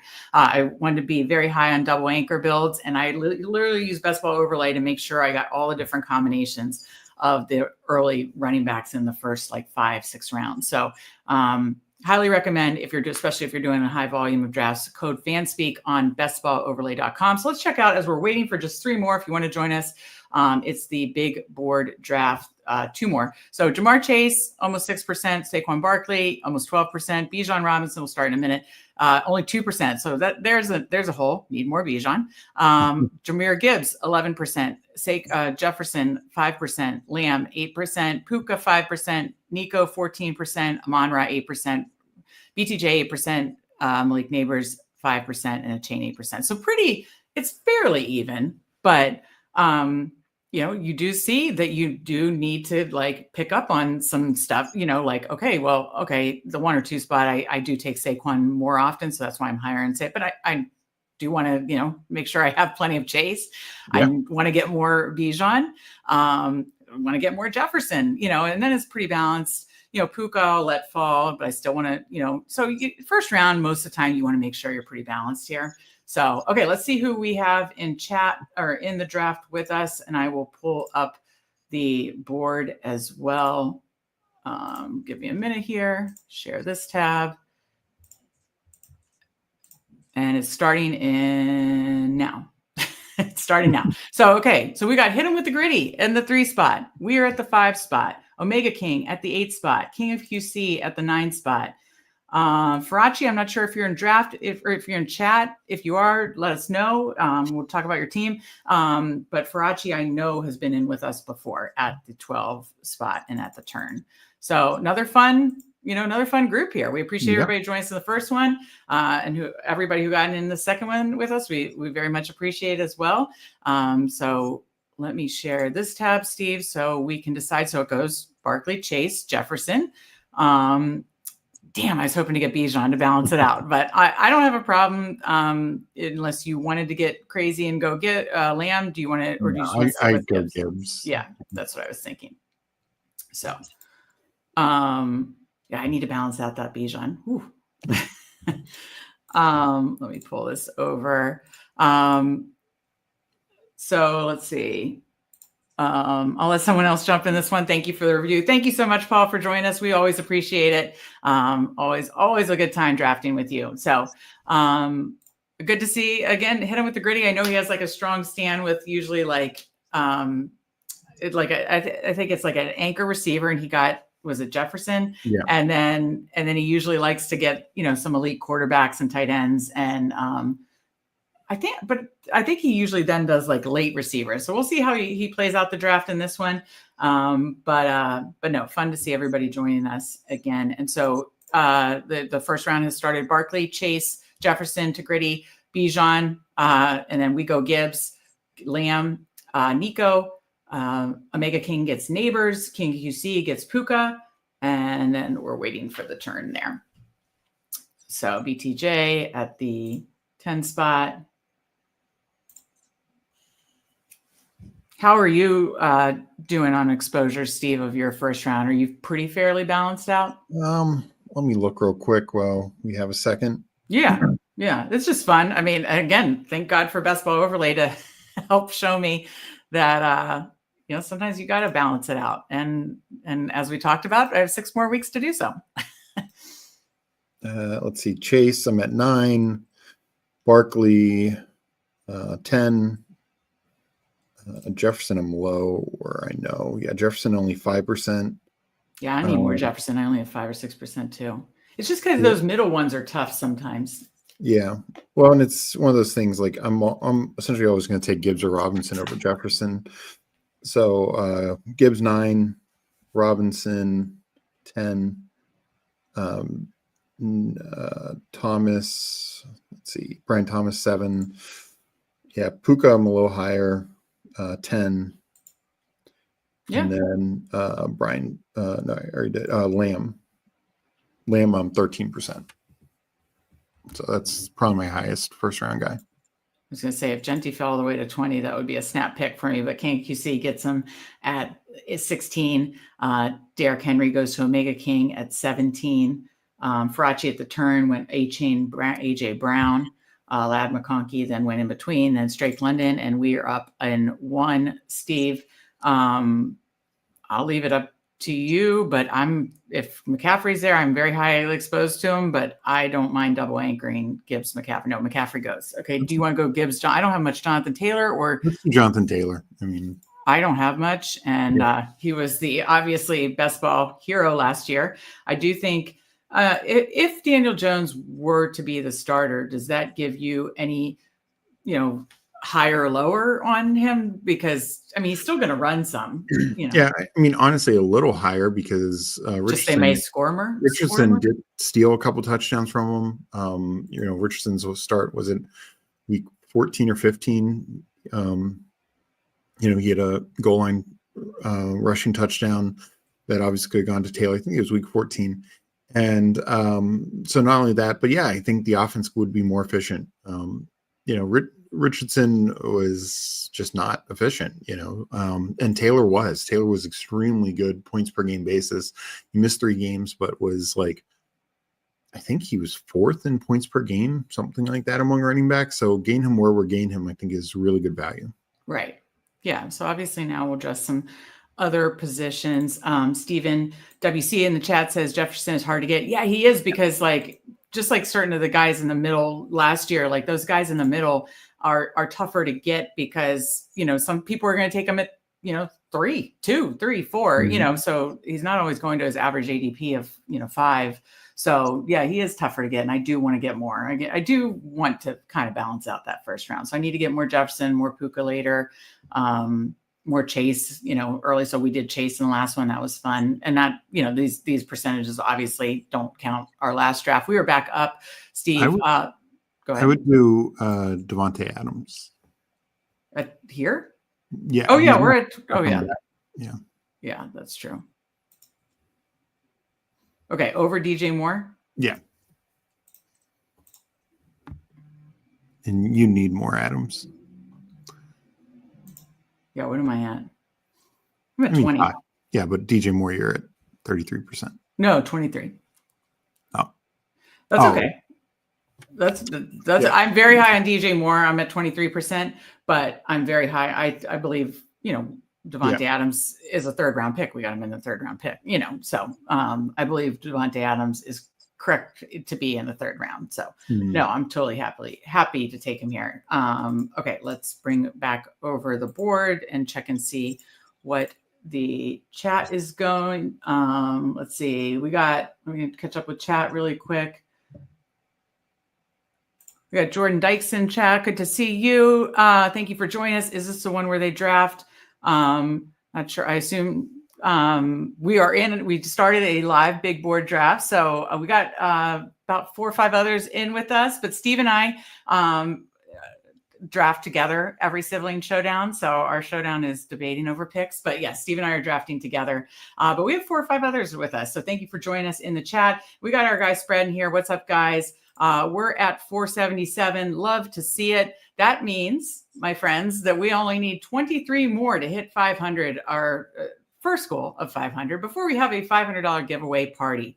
Help us get there. 477. We've gotten 5 more tonight. So that's awesome. Yeah.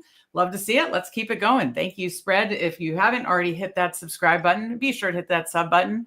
And then you can join us for our big live stream party when we hit that, after we hit that milestone. And while you're here, be sure to hit that like button too. Thanks to you guys. We got enough likes to do this second draft. So thank you very much. We're very appreciative. All right, Steve. So let's check, see what people in the chat or in the draft with us did. So Gritty started Jefferson, Lamar, Marvin Harrison, Omega King, Malik Neighbors, Derrick Henry, Terry McLaurin. Love that.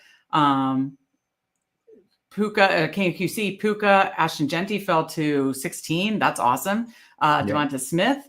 And then, did I miss anybody? And then Farachi, I'm not sure if he's in the chat or not, kind of spread it out. I like this. A-Chain, AJ Brown, then got Josh Allen. and Roma Dunze coming around the corner. So we come around the 3-4 turn here, starting the 4th round. I recognize the name Saw K. Murfin too. I definitely recognize that name as well. Maureen Hampton goes a little early, but I don't mind that. Honestly, I've pulled him up some before. So yeah, I was going to actually suggest him on the way back here, but for a third, like 3 strong running backs and kind of do a hyper fragile type of build. Oh, point. Yeah, I wouldn't have minded that at all. Okay, so then after Josh Allen, so Lamar went 2nd round, Allen 3rd round, Hurts and Jaden just go. We're coming up.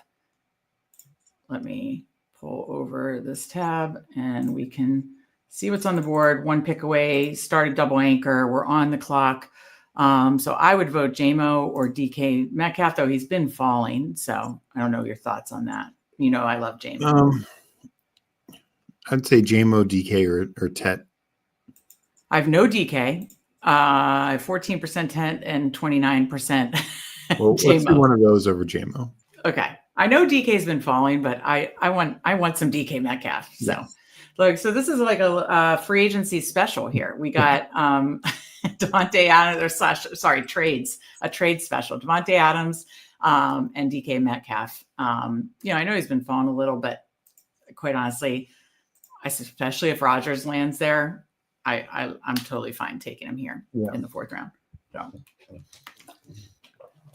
where do you think he's actually going to land if Rodgers goes there? I think right around this range. I mean, I think Pickens will probably fall, like I said, into the 70s, and then DK is in this like 45 to 50 range. Yeah, we're up in 5, so I'm just going to keep it here. Any other? So we'll be back up at 53. I don't have much Jordan Addison, so I wanted to cue him. Because we started double anchor. So we have 0, 2, 2, 0. I kind of like running backs like the next go around. So I don't know that I want to force it here. And the Houston offensive line has me a little nervous about Mixon. So I queued up Kittle. He just went just because I only have 8% Kittle, and he's one of the earlier tight ends that I want to be overweight on. So, but he's gone. Okay, Travion Henderson goes 50 actually, which again I don't mind pulling up these rookie running backs at all. I don't mind that Hampton went earlier. Don't mind that Henderson went earlier. Gritty's on the clock, and then we'll be up in 2. I have JMO and Addison queued. Any other thoughts that I should queue, Steve? Can you look at receiver real quick? Well, we'll get one of them. I think we can choose between both of them, but that's the receiver board. So I'm obsessed with JMO because he was my hero last year. But if you want to go Addison, I'm fine with that. So it's up to you. But JMO fell all the way to. JMO is good value. I was going to say, let's take that value. Why do you think he fell from 43 to 53? I don't. I guess other guys getting pulled up is more probably the case. Like we talked about, multiple of those rookie running backs were pulled up, which we don't mind at all. But that's probably why JMO fell. Mm-hmm. No, I agree, and I just think, it's just a situation where also I think now, obviously Adams was going right around this range. Now he's above JMO, and as he should.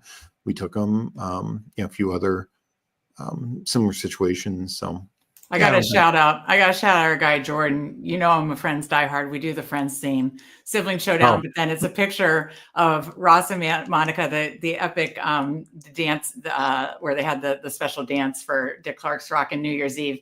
So that's thanks to our guy Justin for doing the thumbnails. So yes, we do the Friends theme, Sibling Showdown. Shout out to Jordan. Big clap it up here. Well, I noticed Friends theme cover on X was making reference to, they start each episode with the one where and you nailed it. The one where, this is the one where they draft, the one where the siblings draft. I love it, Jordan. That's awesome. So Spread was reacting. That's funny. Spread says we need an always sunny. And then the gang does a fantasy draft. Jordan loves it. So thank you, Jordan. I mean, you're my, everybody's my favorite here in chat today, but I was going to say that was one of my favorite comments tonight because you definitely nailed it with the Friends theme there. So I'm sorry, Steve, what were you saying? I interrupted you. No, just explaining, why Williams maybe fell with like, Adams going up, DK kind of. DK's actually risen a little bit. Yeah, I'm glad I have none of them. So Yeah. I'm glad now that I got my first share of them. So we went Devontae, DK, JMO after going double anchor. Let's see what people in the chat are doing. Gritty went Marvin Harrison, James Cook, Zay Flowers, Omega King, Terry McLaurin, Jaden. He got the Jaden stack to fall to him. Very nice. Joe Mixon, King QC, Devonta Smith, Jalen Hurts. That's awesome. He got that falling Genty too. And then he got Jordan Addison. Love that a lot. So like what a lot of the folks here in chat are doing. Again, I don't know if Farachi's in here or not, but Roma didn't say Jalen Waddle. And I was going to say, I wonder if Debo falls back to Omega King. He goes to Farachi at the 5-6 turn. So we will be back up in 4 or 5 picks here. Let me pull this over so we can take a look at what's on the board for us, Steve. Okay, so we are up at 68 in the 6th round, 0-2-3. Top of the board, Pickens, Judy, Laporta, Montgomery, Caleb Johnson, James Conner, Quishon Junkins. I like a lot of those. So what do you want me to queue up? I think one of those running backs. Let's get a 3-3 going. Yeah. And, I'll queue them all and then we can decide. Oh my goodness. Okay, Caleb Johnson went. Good pick by Omega King. So I was wondering why I didn't queue, but David Montgomery goes. So we've got James Conner and Quinshon Junkins. We'll get one of them. Yep, whoever's left. Okay. So yeah, Omega King goes. Caleb Johnson, great rookie pick. I know he's fallen some, but I know we did a short on it. I'll talk about that in a minute. Conner or Junkins? I only have 8% Conner. Should I do that? But I'm obsessed with rookie running backs. I mean, we have Gibbs. Sorry, that David Montgomery just went. Sorry. I love both. So I'll let you decide there. I do need more Conner, but you know what? I'm obsessed with the rookie running backs. I don't leave many drafts without a rookie running back. So let's get a rookie here. And I know you're very high on Junkins. So we started Gibbs, Taylor, JT, Junkins, Devontae Adams, DK Metcalf, Jamison Williams. I'll just stay here because we're back up in 6 or 7 picks. Mm-hmm. I'll just throw out, George. I was going to say Gritty took George Pickens. I was going to say if he falls all the way to 77 or whatever, you already got the stack working. You could do that. But that's not I don't really want high volume passing. Both Adams and Pickens. I don't think that's generally plus EV. Yeah. Okay. So don't really have any stacks coming up because these are all like mid to late round quarterbacks. Yeah. So we're up at 77. I was just going to see did Pearsall must have just gone. Yeah. Okay. Yeah. So, I mean, I like Ridley, Shakir. Where did Pearsall go? Actually, he might be below Mbuka still. Okay. Because I had Ridley queued. He went. No, it's Golden. So, yeah, he went. Okay. Do you want Mbuka or Golden? 10 seconds. Yeah. Go Mbuka. Yeah, I only have 5%. So let's do. I know you like him as like one of the best floor rookie receivers, right? Yeah, I think he's just so NFL ready. Day one, he should be starting, making an impact. So yeah, really like him a lot. I do like Golden a fair bit as well, but I just think Mbuka is, just as dominated at college, or has been very strong at college the last 3 years. Has just played with some elite receivers around him. Just want to point out again the combination tool using Best Ball Overlay. Again, code Fanspeak for $10 off a month. If you're interested, if you have a big portfolio, it helps manage your portfolio as it did for me today. Hadn't had any DK Metcalf yet. Took my first share. Was low on Mbuka. Helped that. Was low on Jonathan Taylor. So helps all of that with you're managing your portfolio. It shows you your stacks and correlation, but also shows your combination. So as you can see, Jahmyr Gibbs, I have him. I thought I had him in more than 3 teams, but it shows, I have Caleb Williams somehow, with every Jahmyr Gibbs team. Adam Thielen, 2 out of 3, Bateman 2 out of 3, Ridley 2 out of 3. We did get Junkins in this one, but it just helps, especially as you go through drafts more, to see, okay, I anchored the draft with this player or this player. Who do, Jonathan Taylor only had one team, so they're all going to say 100%. But if I have a lot of them, who do I want to, maybe bump down exposure or bump up exposure to? So it's very helpful in that regard. And we're coming back up at 92. Draft is moving quick, which is always fun. So 034 will be up at 92 and 101. So what are you thinking here? Again, quarterback, Jared Goff, we could consider it the next pick since we have, oh no, we didn't get, we got Gibbs and Jama. So just wanted to throw that out because I only have 11% Goff. It's not like I have anything crazy. So at the top of the board, Hawkinson, of all positions, McMillan, Nix, Baker Mayfield, Ramondre, Mark Andrews, Cooper Kupp, Kyler Murray, Jonnu. What are you thinking? I mean, we could do Kupp, Stevenson, or another quarterback and take Goff with the next one, double up, like Bo Nix, and backstack that with Evan Ingram or something like that. Yeah, where's Evan Ingram going actually? He's like mid. Okay, yeah. Don't you think we should take Goff here since because I don't know if he's going to fall. What pick number is coming up? Sorry. It's 92 and 101 and we're at 98. And his ADP is 98. I see what the ASB drafter did. He does not. Oh, we passed him though. Yeah. So it's up to you. Laporta drafter is coming up. I think hit him with a grid. He got Laporta. Oh, okay. Okay. So I say take off. I want more. Take off. Yeah. And then that'll give us time. Because that's right. Grady took Laporta. Good point. Yeah. I just looked at ASB. Good point.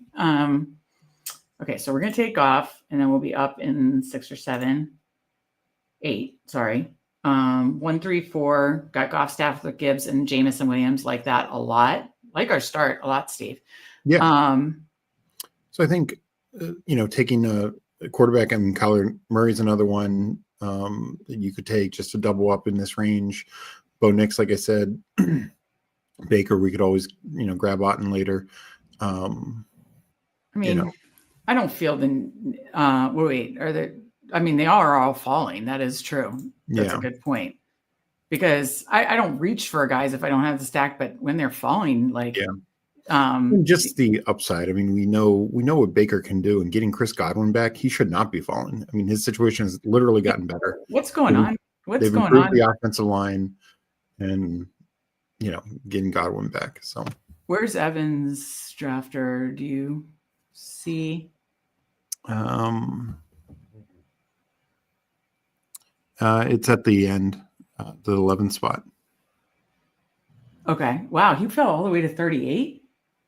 That seems, I didn't realize he was going that late. And then he just went, but at the 1 spot. Okay. Yeah. Baker did, but no, I mean, like you said, like these guys shouldn't be going later. I mean, again, both Baker and Nix have got their situations have gotten better since free agency began. Yeah. Where did Godwin go? I was just looking for that as well. We're up in a couple, but because he now goes. Okay, he went at the 7 spot there. Yeah. So yeah, the 1 spot took him because again he fell. Baker fell a lot. 10 picks past ADP. So I would certainly say this if that happens. Don't know that it will. Yeah, that's how I'd do it as well. Because like you said, I want Ingram. You can get Mims. Yeah. I only have 2% because I like Baker and so many of those other guys in the 8th through 12th round. That's why I only have 2.9%. 1 share of Bo Nix, basically. That's why. So yeah, if I could get another share, I'm guessing this guy takes him because he doesn't have a quarterback. But yeah, that's true. So No, he goes Love. Okay. Okay, let's take a falling Go Knicks. for it. Wow, that is There's literally 13 picks past ADP. And I need some Ingram too. So that was fun.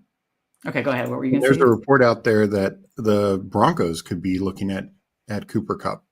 So it's like could be weapons galore for Bo Nix next year.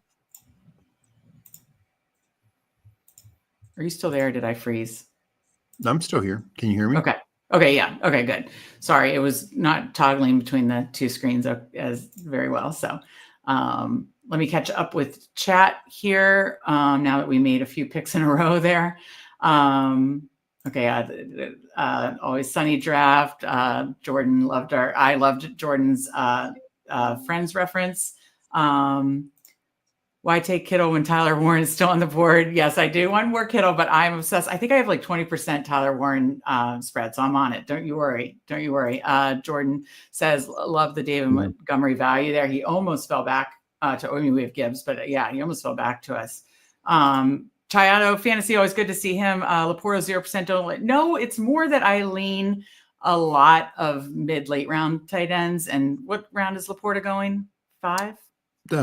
He went 7th there, but more of 6, 7. Yeah.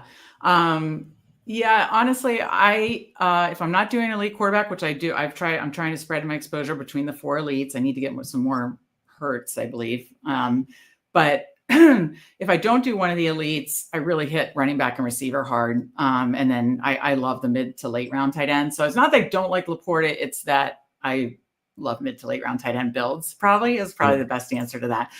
Quickly get through this. I need more. Faraci he's in the draft. He's at the 12 spot. I need more Najee until they draft a rookie too. If they do, I really think he's going to be the 1A. Don't you think? Yeah, I think he's the 1A. Yeah, like I don't see them drafting a first round running or even second round running back. Do you, Steve? I agree. And then can I read this really quick and then your thoughts and then we'll go back to the draft. Yeah. I think Warren is going to be a sneaky trap this year. Without Harris, he's super appealing. Gainwell will frustrate Warren holders, not to mention they may still draft a running back. I agree with all that. Mainly, I think they could go day 1 or day 2 running back. They need, you talked about it, they need like a bruiser type. Yeah. Both. Sure. And, go ahead. Well, and even if it's a day 3 guy, even if they get a Damian Martinez or somebody like that in the 4th, 5th round. Is he like a bruiser type? Oh yeah. Yeah. Okay. He can't catch the ball to save his life, but he can run between tackles. Okay. Damian Martinez. Okay. You can answer after this. Okay. 2, 3, 4. Mims is the easy. Duh. Yeah. Yeah, of course. So that was easy. Can't believe I pulled out like the 80s. Duh. Of course. But no, the Najee Harris. Could the Chargers still go rookie in the first 2 days? Maybe, but I think it's probably more a day 3 guy and probably somebody. Look, I know it's up to 9.7 million or whatever it is, but like 6 of that's guaranteed. He's got like the best running back contract outside of Aaron Jones this offseason. I think the Chargers fully intend for him to be their guy, and he's also Mr. Reliable, Mr. Consistent. He's not missed a game. He's, out there. He can work on passing downs. He can work in between tackles. He could really see an expanded role with the Chargers. They will draft somebody. He seems like such a Jim Harbaugh guy too. Yeah. Well, I mean, there's video of Jim Harbaugh presenting at his like high school homecoming. Like, oh really? I didn't see that. King and Queen. Yeah. Hayden pulled it up on their show the other day, but like Harbaugh just grinded, the recruiting trail, and he was really in on Najee back then. So okay, I did not realize that. No, but great point by Jordan, and I agree with you. I've just taken very little Warren because I think yes, he's going to have maybe a stronger role than last year, but I think they're going to get somebody. Else in the draft. Okay, we're back up. Steve, Cam Scatterbo, I know 50% is alarming, but he fell to 125. Keenan Allen or Colston Loveland, and we hope Evan Ingram falls back here. Take Scatterbo. You'll complain otherwise. So might as well go with the stay on brand. So yeah, I think we need a 4th starting capable running back, and that's Scatterbo. Okay, we're up in 14 now, so we can talk about hopefully Ingram comes back to us. That would be really nice because we got that falling Knicks, got Marvin Mims fell right to us. If we could get Ingram too, which I have none of, that would be amazing. Let me share the board. But yeah, and I don't know if you explain, Steve, to people in chat, like people seem so like have to Cam Scatterbo seems so polarizing. People seem to have a very wide array of opinions on him. And you feel, and by the way, Steve has scouted for, 13, 14 years. He went to the Senior Bowl from 12 to 20. Like he knows how to scout players. Why do you think he has there's such a polarizing opinion? Some people are saying he's a fullback and some people are like, you are very bullish on him. Why do you think that? I think people overhype elite speed for running backs. It's really not important. Really not important, especially for bigger backs. And look, even a guy like Alvin Kamara ran a 4.5 in the 4.5s, and he's smaller than Scatterbo. Derrick Henry's in the 4.5s, James Conner in the 4.5s. James Conner is a guy I traditionally comp him to. And the thing with Scatterbo is we'll see what he runs at his pro day whenever he runs, but even if he doesn't, who cares? His jumps were elite. Like his vertical jump was exceptional, 39 inches, I believe. Very exceptional for anyone, much less a running back. We know he's not going to go down on first contact. He's got amazing contact balance. He actually runs routes as a back out of the backfield. I just mentioned like Daniel Martinez. Martinez is a good in between the tackles running back. This last year at Miami, prior to that, Oregon State. He is not a natural pass catcher, and he's not a natural route runner. He'll luck into a handful of catches every year, but that's about it.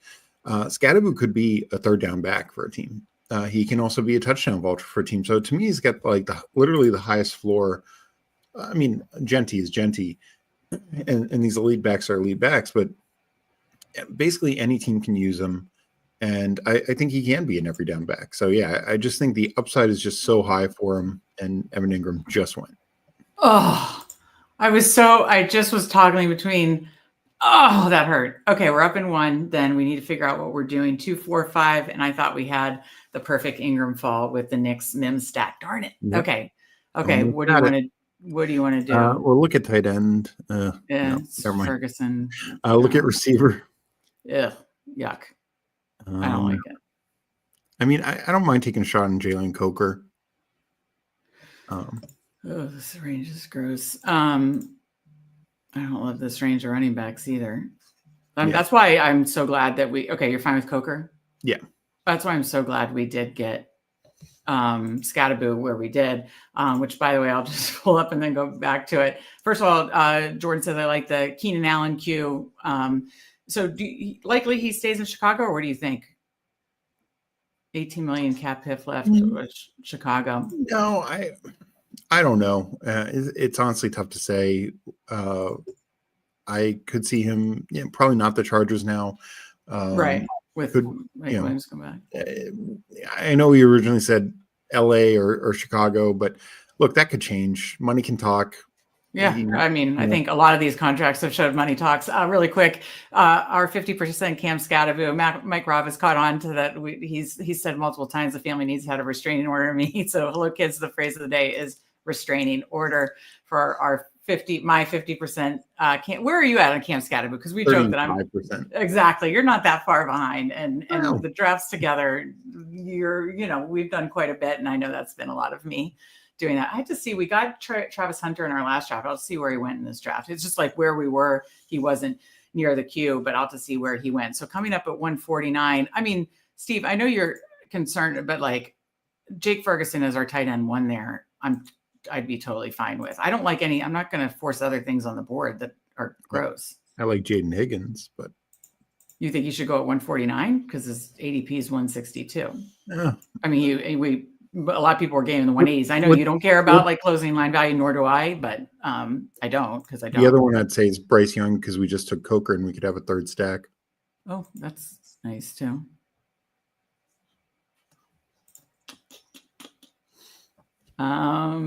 mean, Higgins is moving up. The reason his ADP says that is because Yeah. there were so many drafts for Right. I was gonna say it's the same thing's happening with Devontae Adams. Still says 40. He goes in the late 20s. Same with Najee. Okay, I'll get to it in a minute. I'll let you choose. Let's go Bryce Young. I like that. I only have 11%, and I wanted to have a big overweight stance on him, so I like that. I know people would say, "Oh, you have 3 quarterbacks before you even took a tight end," or Yeah. But we still had a 4-6, 4 running backs and 6 receivers, so it's clearly a late round tight end build. But we have a break, so let me go back to this board here.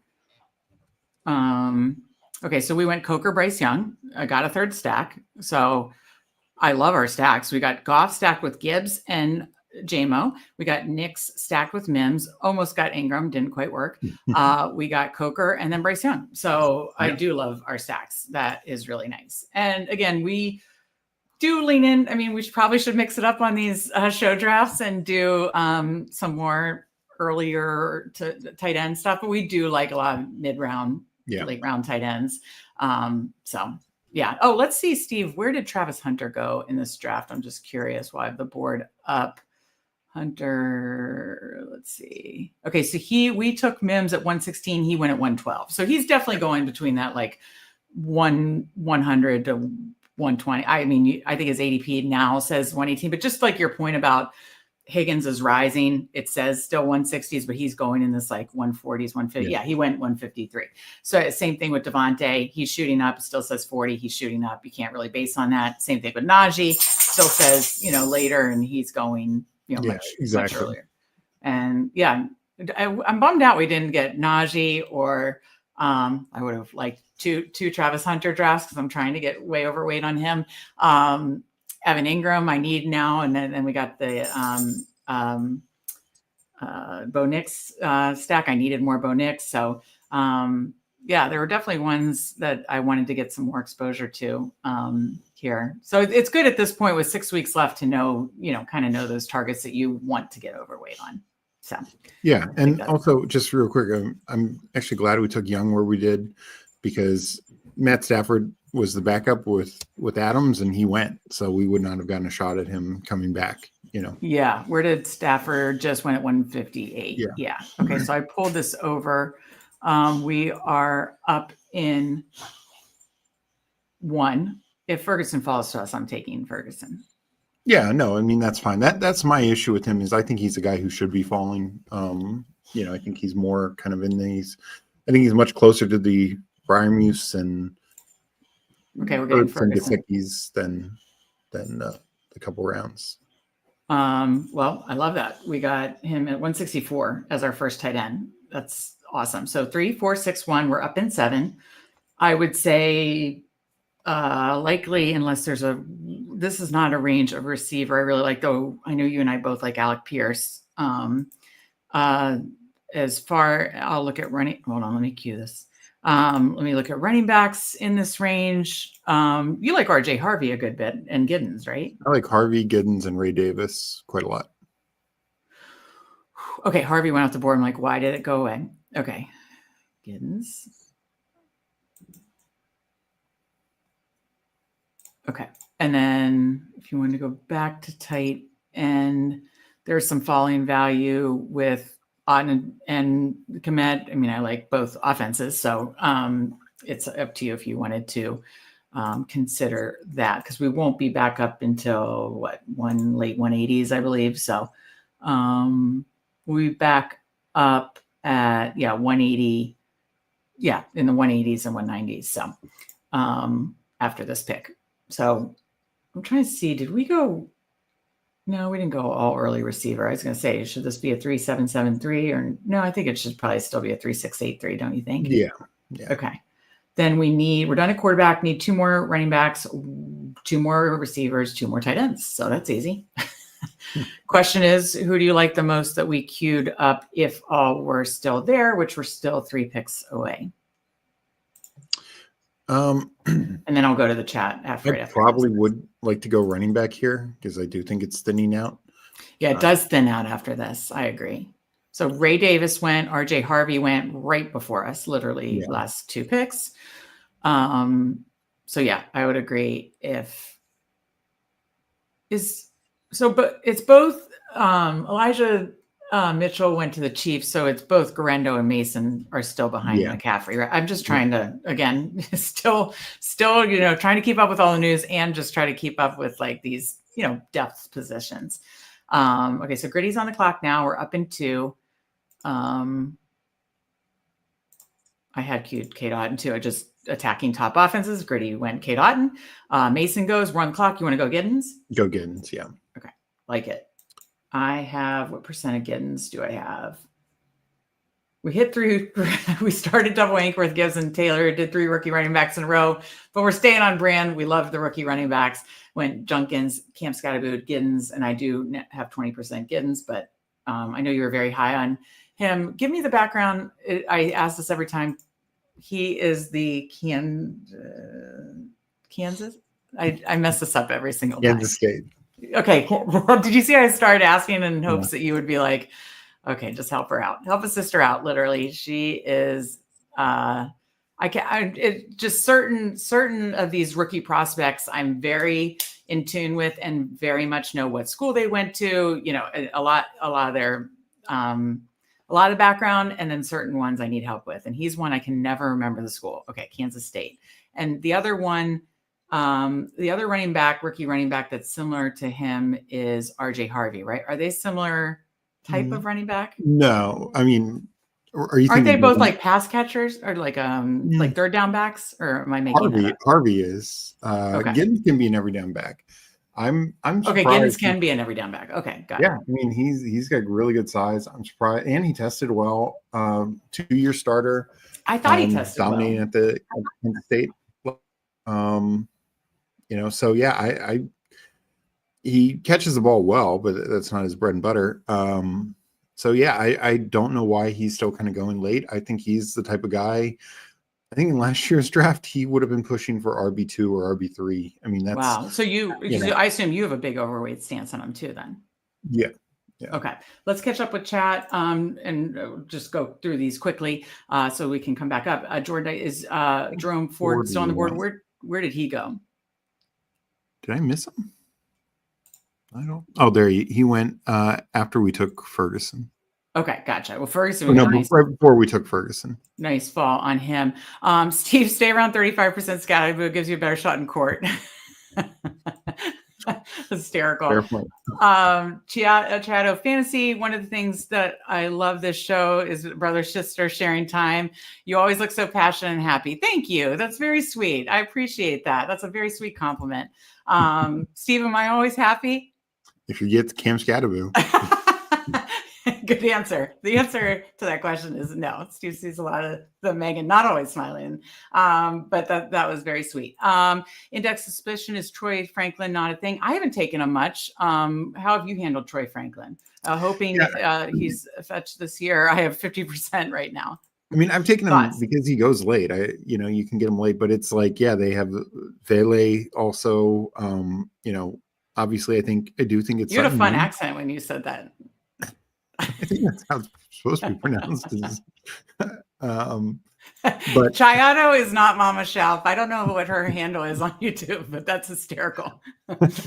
I know she watches it. Our mom and dad do watch a lot of our shows. So if they're watching still, I don't know if they made it through the second draft. They definitely watched the first draft. I can guarantee that. I don't know if they made it through the second draft, but go ahead. No, the Denver situation I do think is interesting because look, I think a third receiver can emerge there. I'll wait till we make a pick. Yeah. We're up in 1. Now, do we take Pierce or Royals? Ooh, I like both. I have 29% Pierce and 5% Royals, but you get a lot of falling value on Royals. Or excuse me, Pierce. But I think I'd still take Royals just from a ownership percent. Just balancing it out. And I think the way our receiver room is, I'd like an upside play here. I mean, Pierce was quite like an upside play with all his bombs that he caught. But yeah, no. I mean, like a rookie who could just totally emerge. Yeah. Do you think Royals could go early day 2, or do you think more like? Oh, I think he's probably a second rounder. Okay, so you think he's a second rounder? Yeah. Okay, so we're up in 8. So let's just stay here. 3, 5, 7, 1. Done it. Quarterback. 1 sorry. Yeah, one more running back, one more receiver, two more tight ends. Let's check out the tight ends.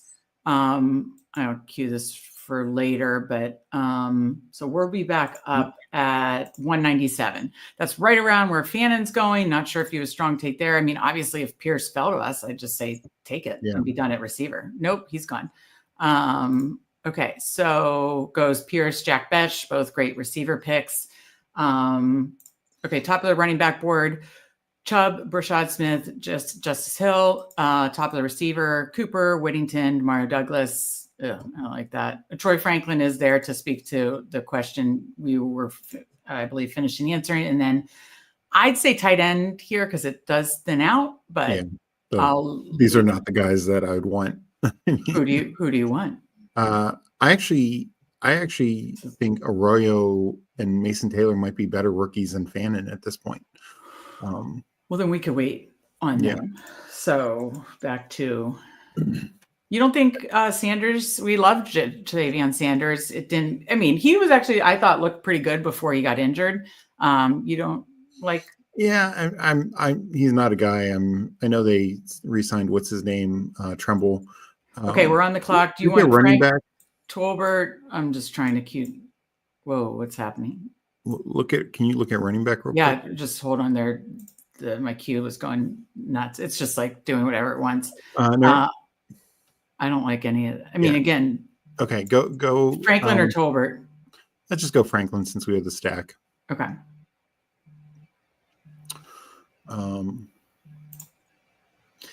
So to finally answer the Broncos question, I'm taking some shots on Franklin. I haven't really taken many shots on hadn't had any yet, so I'm glad we took my first share since it, but they look, like I mentioned earlier, Cooper Kupp is apparently on their radar. They could draft somebody. I think they see, hey, we hit it with Knicks. We're just going to add weapons and build. They feel good about Sutton Mims, but it could be Franklin Origin in year 2. It could be Vele in year 2. Yeah. Okay. That's right. Index of Suspicion asks, he has 50% Franklin. So I got my first share there, but it stacked and it worked. But that was your concern. And you have some. The reason I asked for running back, I was hoping Brashard Smith would come back. I love him in this range. Okay. So he went after our Royals pick, right? Yeah. Okay. Stephen WC says, hard keeping up with all these changes when I was talking about trying to memorize these rookies, trying to memorize the depth charts, trying to memorize, obviously, keeping up with all the free agents. So it's a lot right now. But I have to say, Steve, I feel like way better this year than I did last year. Because, I mean, I only did like 15 pre-draft drafts last year. We really hit best ball season hard when it has started, at the NFL draft and BBM was launched and all the, tournaments starting end of April. I really hit it hard then. I did not do a ton. And then I did some rookie sophomores. We said there wasn't a super flex last year, right? Not pre-draft, no. Yeah, pre-draft. So pre-draft, I think I just did some rookie sophomores and, like 15 pre-draft. I didn't go this year. We've been steady content, by the way. Be sure to like this episode. If you're not already subscribed to Fanspeak Network, we have best ball shows every single weekday, sometimes multiple, live drafts, something like this, sometimes multiple live drafts in a night. And then we also do strategy shows. Steve and I are taping a strategy show tonight that'll be up tomorrow. So tons of basketball content every single weekday. We have content up on fanspeak.com as well. Road to 500, as you can see at the bottom ticker. Once we hit 500, we're doing a $500 giveaway party. So be a friend, tell a friend, like Pat McAfee says. Yes. And then he mentioned, Index of Suspicion said Strange is up like 60 spots. Sanity, I hope he smashes. I mean, it's looking like he could be the tight end one there. I mean, we'll see if they do in the draft, right? Exactly. They signed a couple second tier tight ends who are going to be blocking guys. So that's right. You said that was very good for Strange, right? The blocking signings. Yeah. And also because they are kind of just going scattershot with their second receiver right now. We'll see what they do at the draft. But Strange could be the number 2 target on that team because it's Gabe Davis, De'Ami Brown, Parker Washington right now. I think they maybe. What do you think they do in the draft though? Because I mean, do you think they could go like Tet McMillan at 5? They could. They absolutely could.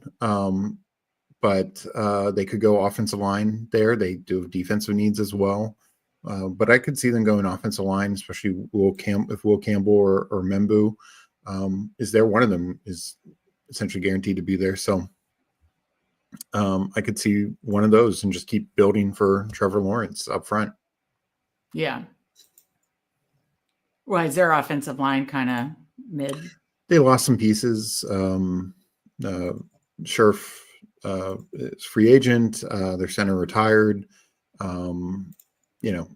They traded Cam Robinson during the season. Like they Walter Little and I can't remember the other tackle, but they could they could move one of them inside. Like they could just do a lot of different things. They need to get better for sure. Okay. Let me share this. We're up in 4. We're done at quarterback, done at receiver, need 1 more running back and 2 more tight ends. So I certainly think we should consider a tight end. Yeah. Here, I queued up the ones that you liked, though we could get those later, like Arroyo, Mason Taylor. I have Theo Johnson, Juwan Johnson, Chig. Jatavian Sanders did fall to 212. I'm not sure if you want to do that. I mean, it does correlate, and I think he's a very athletic tight end. So that's my lean, but Juwan Johnson goes to Omega King. He is. It's just they are definitely still potentially could be like a Tyler Warren landing spot.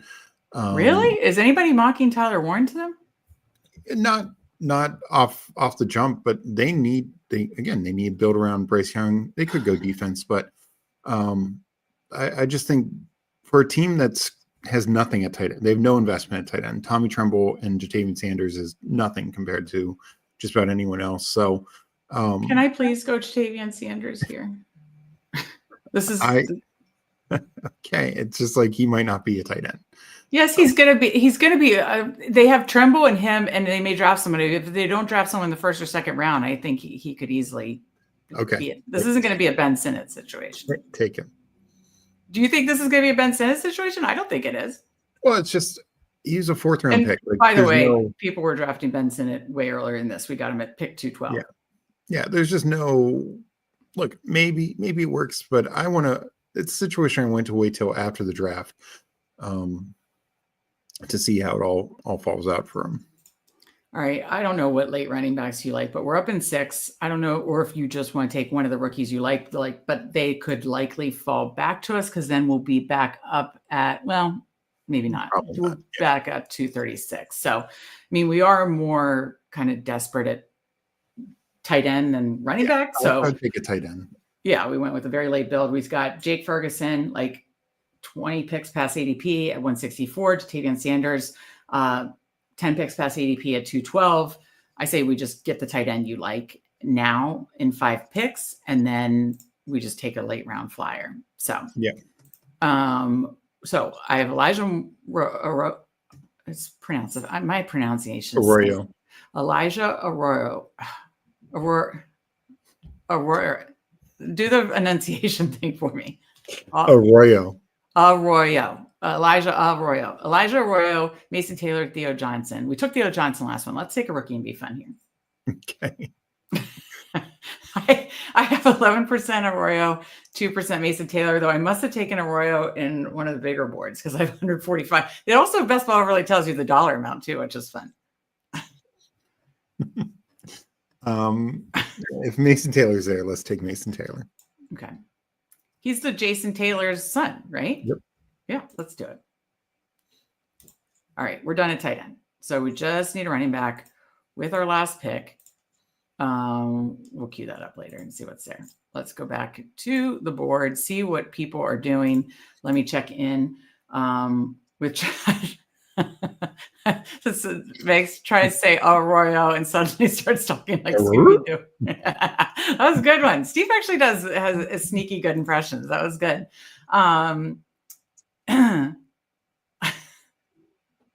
What is it? If you haven't subscribed yet, just know Steve's curly sent by continuing pedaling. It helps give energy to an orphanage down the street.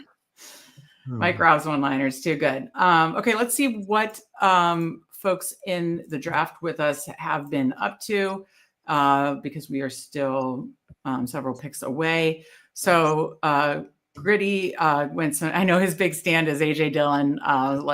So he got his AJ Dillon now in the Eagles. Nick Chubb, Audric Estime, AJ Dillon. He got Alec Pierce, so following Alec Pierce as well. And then let's see, Omega King's last few picks. You talked about Damian Martinez. I did not realize which school did he go to, Steve? Miami this past year, Oregon State prior to that. Okay. I didn't realize he was like the bruiser type. For some reason, I thought he was like more like a third down passing back. No. Okay. So he goes Martinez, Derek Carr, Jawan Johnson, correlated, and Keyshawn Butte.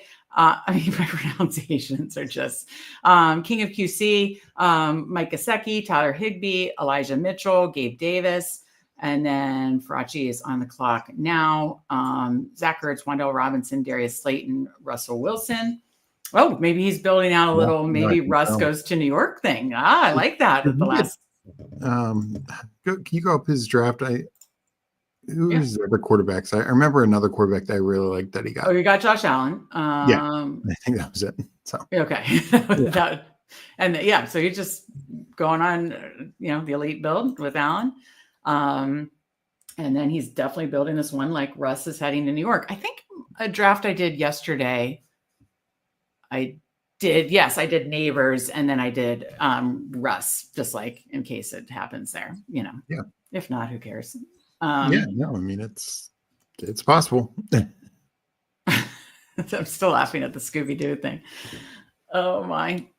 All right. I guess we can pull up this to look at running backs that are on the board, because we 3-5-8-3. We just need a running back. Kendra Miller, Marshawn Lloyd, Jordan James. That was the one we drafted last time, right? Yeah. So it hasn't updated the ownership, obviously, because I need to re-upload it. But Jordan James, Woody Marks, Sean Tucker, LaQuinn Allen, that's Joe Pano's guy, Trevor Etienne, Jaleel McLaughlin, Kareem Hunt, Keaton Mitchell, Taj Brooks, who I have 5% because you said he's like your total sleeper, but I know that he's more landing spot dependent, right? Yeah, to an extent, but I don't mind him in this kind of build and late. I mean, we did last draft, we did 3 rookie running backs. If we go rookie running back here, I'll be 4. But you know what? Let's lean into what we believe. You tell me whatever running backs you want to queue up here. Or I will say, I like James. I like. Have you taken any Tucker? Quick answer. No. Okay. Maybe once. Okay. Have you taken much ETN? I think maybe one time as well. Okay. McLaughlin does correlate. I do think he'll probably have a third down role at least. I think they're adding a running back. I think they're adding a running back fairly high. I don't love it, but but at least it correlates. Like this is, I don't really take them, but this is where I would take them. But Taj Brooks and Hunter are other guys I like. Where did Hunter go to school? Auburn. And Taj Brooks? Texas Tech. And what kind of is he? Could it play all-purpose back role or Taj Brooks? I compare him every time. I think he's Kyron Williams. He is. There it is. He should never leave the field. Good in pass pro. Really good in pass pro. Good. Above average out of the backfield. Good vision. I say it. I was going to say, you wrote him up in the rookies. You said teams will love him, basically, right? Running back coaches and offensive coaches are going to love him more than scouts do. And actually, he tested way better than people expected. But I think running back coaches and other offensive coaches are just absolutely going to love him because he just does everything. He did not leave the field. Yeah. Well, I got another share. We got another share. So this is fun. Once this draft ends, we'll go through it. We appreciate everybody in chat, all the likes that led us to do a second big board draft. So we did not 1, but 2 big board drafts. We appreciate everybody joining us in chat, joining us in the draft. Several people joined us in both drafts, which is awesome. So Mike Rob's jokes. No, we appreciate everybody joining us in chat and drafts. And then we will review the teams as this finishes up right now. So it's now completed. Let me refresh. And then we will look at the teams that drafted with us. Completed. So 39 are done for me. I've got a couple in the works, so I'll be over 40 in the next couple of days. Okay, this is it. Let's start at the top with Gritty. If you're listening on Twitter, I know he joined us for a bit, but I'm glad he joined us in this draft. Omega King says, enjoyed it as always. We appreciate it. We always love drafting with you too. We'll get to your team in 1 minute. We'll go quickly in order here. Hit him with the Gritty 2783, and gotta love Gritty. He sticks with the stands. So Lamar, I know he usually does elite quarterbacks. So he did Lamar and Kyler Murray. And then James Cook, Brian Robinson Jr., Tank Bigsby, Trey Benson, Nick Chubb, Audric Estime. I think he usually does like an anchor running back situation, which he did do there. And, he went heavy receiver here. Justin Jefferson, Marvin Harrison, Zay Flowers, obviously correlated. Harrison correlated. Pickens, Bateman correlated. I know he was a big Bateman fan last year, which was great value. Quentin Johnson, Alec Pierce, Chase Claypool was sticking with the stand there, and then Laporta, Freiermuth, and Cade Otton. I will say, usually I've seen Gritty's drafts where he goes a little too heavy, in my opinion, at tight end. I don't mind this, because he got Laporta at 75 and then 2 late guys, so I don't mind that at all. I mean, have your stands, Dylan and he's leaning into Claypool, but honestly, the rest of it I like. I mean, I like the 2 quarterbacks. He correlated both of them. Just Meg, I think you want to be on the other screen because right now you're still showing the draft board. Yep, sure am. Thank you. Apologize about that, but thank you. So yes, no, I like his quarterback room. He correlated both the quarterbacks. Definitely, doing the anchor situation, because these are not my favorite running backs. But like, if you're doing an anchor or 0 RB build, these are some to attack. And obviously after the draft, we'll know potentially some rookies that could work in those type of builds too. Maybe Taj Brooks will be one of them. But yeah, I got very, very, very strong and very, very correlated receiver room. And then, I don't think he went overboard on the tight ends here. So no, I mean, not all the picks are my favorite, but I like it. Yeah, no. And I think like you said, typically he maybe, doesn't go a strong wide receiver. This time he did, but that's good to mix up the portfolio. Exactly. Yeah, absolutely. Well, thank you for joining us in chat and in the draft, Gritty. We appreciate it. We'll quickly look at our team 3683. Jared Goff, Bo Nix, Bryce Young, all stacked up at multiple positions. Gibbs stacked with then Jonathan Taylor and 4 rookies. We did 3 rookie running backs the last draft. We did 4 rookie running backs this draft. We're leaning into the rookie running backs. Like Steve said, this could be a historically good rookie running back class. They're going to steal a lot of vets jobs, and that's what we're leaning into. Hopefully we're right. So starting double anchor with Gibbs and JT. Then we go Quinshon Judkins, Cam Scatterbo, an alarming amount. DJ Giddens and Taj Brooks, Steve's favorite total sleeper running back. Devontae Adams, DK Metcalf, little trade special there. Jameson Williams stacked up with Goff and Gibbs. Mbuka, Marvin Mims stacked up with Nix. Coker stacked with Bryce Young. Jalen Royals, Troy Franklin stacked with Nix. And then Jake Ferguson, we got like 20 picks past ADP. JT Sanders, we got like 10 picks past ADP. And then we took a shot on Mason Taylor. So I think we got some nice stacks and some nice value in this, Steve. I really like this one. And I don't care I love that we're leaning into the rookie running back thing. What do you think? Yeah, no, especially getting like Nix falling. That was a big fall. We got him 13 picks past ADP. Yeah, I didn't think he was coming back to us. No, I did not either at all. So I'm very happy you did. Yeah, no, I like it. Okay, let's take a look at the rest of the folks in the draft with us. We have Omega King at the 8 spot, 3683. He got Jaden. I know you got Jaden Terry stack. Love it.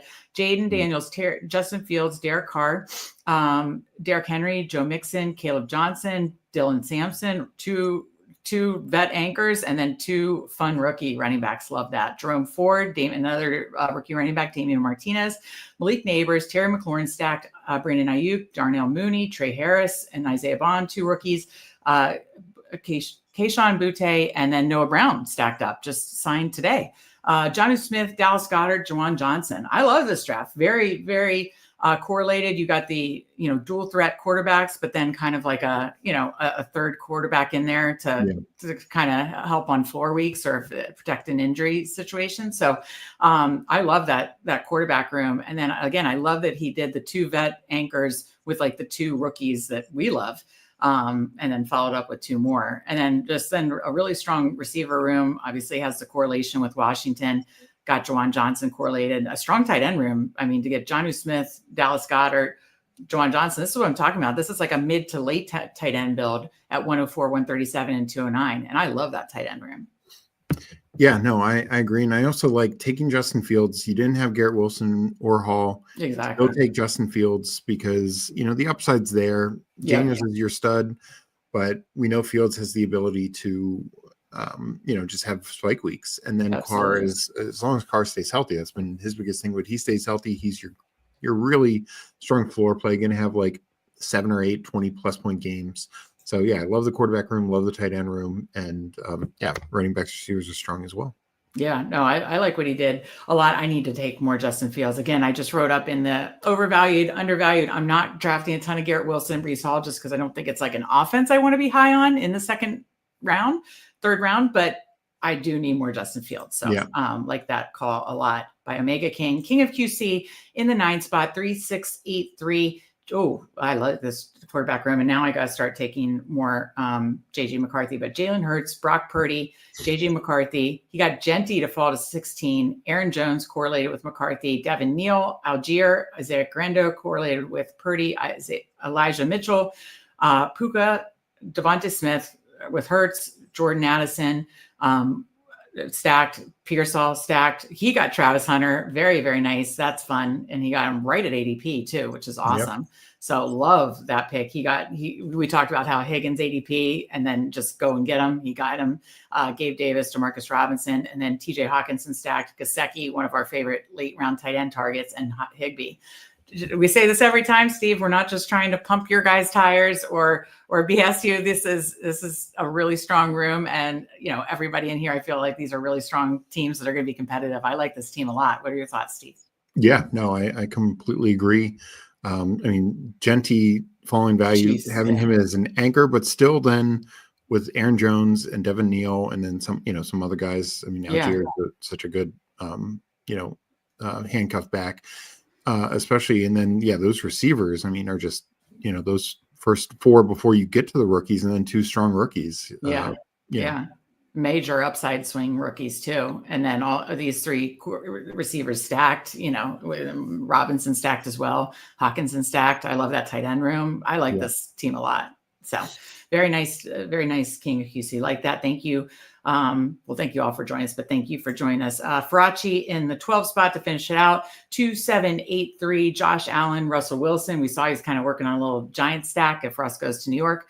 Devon A-Chain, Tony Pollard, DeAndre Swift, Rashad White, Blake Corum, Ty Johnson, Roshan Johnson, AJ Brown, Rome Odunze, Jalen Waddle, Deebo Samuel, Khalil Shakir, Keon Coleman, obviously both stacked with Josh Allen. Wan'Dale Robinson, Darius Slayton could be both stacked with Russell Wilson if Russ is, I think, headed to New York tomorrow. Tyler Warren, love that. Dalton Kincaid, obviously stacked with Josh Allen, and Zach Ertz, who I know, Andrew and Justin have talked about, you and I have talked about. We've all talked about how much Zach Ertz is still going in the 180s and a great, obviously, late round tight end guy. So, these aren't my favorite running backs, some of these, because as you saw, we just lean into some, but A-Chain and Pollard, I like the start there. Swift is when I'm kind of lower on. I do think what he did was interesting, taking Swift and Roshan. Yeah. Ben Johnson might get rid of one of them. He's not getting rid of both. That's a good call. And like being able to handcuff at 130, and you got Swift to fall to 132. So to be able to handcuff at 132 and 229. So you're getting one of Ben Johnson's running backs. And while Ty Johnson might be behind Ray Davis, just as an injury away from moving on up, and you're with Josh Allen. And of course, Rashad White, as we talked about during the first draft, he was the number 2, and same as Blake Corum, he's the number 2. So there's just a lot of upside to go along with your anchor backs of A-Chain and Pollard. Yeah, I just have, as you can see from first draft, 3 rookie running backs. Second draft, we had 4 rookie running backs. We just have a rookie running back obsession. But no, as you talk that through, that all makes sense. And then, he has some team correlation there with Odunze and the Bears running backs and everything. Jalen Waddle, and I love team stacking, especially in these big board drafts. Waddle and a chain. I love Debo, Ertz, etc. Yeah. No, that's a great point. Debo, Ertz. So really good team stacking. That's a great point, Steve. So let's check up on the chat here, and then we can head on out. Mega King. Again, we enjoyed everybody that joined us for both drafts in the chat. We totally appreciate you. Frachi said, good luck. I think my RB group is too thin. We just talked it through. Like, I'm obsessed with rookie running backs, but Steve talked through how that, all made sense and stuff, and the shots you took. What correction did you do? I'm going to punch Steve for the correction moment. Prayers up for Steve. Well, I think when I said you were on the wrong screen for yes. Oh, he has made fun of me that I do bully you, which older sister, yes, not wrong. Okay, help me out with this. So Paul says, taking any Phil Maffa, Arthur Smith spot as pro day. Who's that? Yeah, Clemson running back. Yeah, I don't know. In another year, I think you would have gone higher. It's just so deep of a running back class. Like, what separates Phil Maffa from, Mullins or Jordan James or, any of these late round backs? Taj Brooks, my guy. Like, there's just so many guys. We'll see if he gets drafted. I'm probably not taking him right now. I mean, if he ends up with like being in a fifth round back, sure, I want him a little bit, but yeah, we'll see. I'll probably wait till BBM. Okay. See where he lands. Gotcha. Okay. Gritty. Mike Bolduck. He's chatting from Twitter. He says, was not my favorite running back room either. That was my first share. James Cook only took his 9 spots past ADP. But yeah, no, he kind of anchored with Cook, but then and then took some shots. So because I do think he usually goes stronger at running back, but it's good to mix up I need to do that more, quite honestly. Hands up for myself. I need to mix up my types of builds.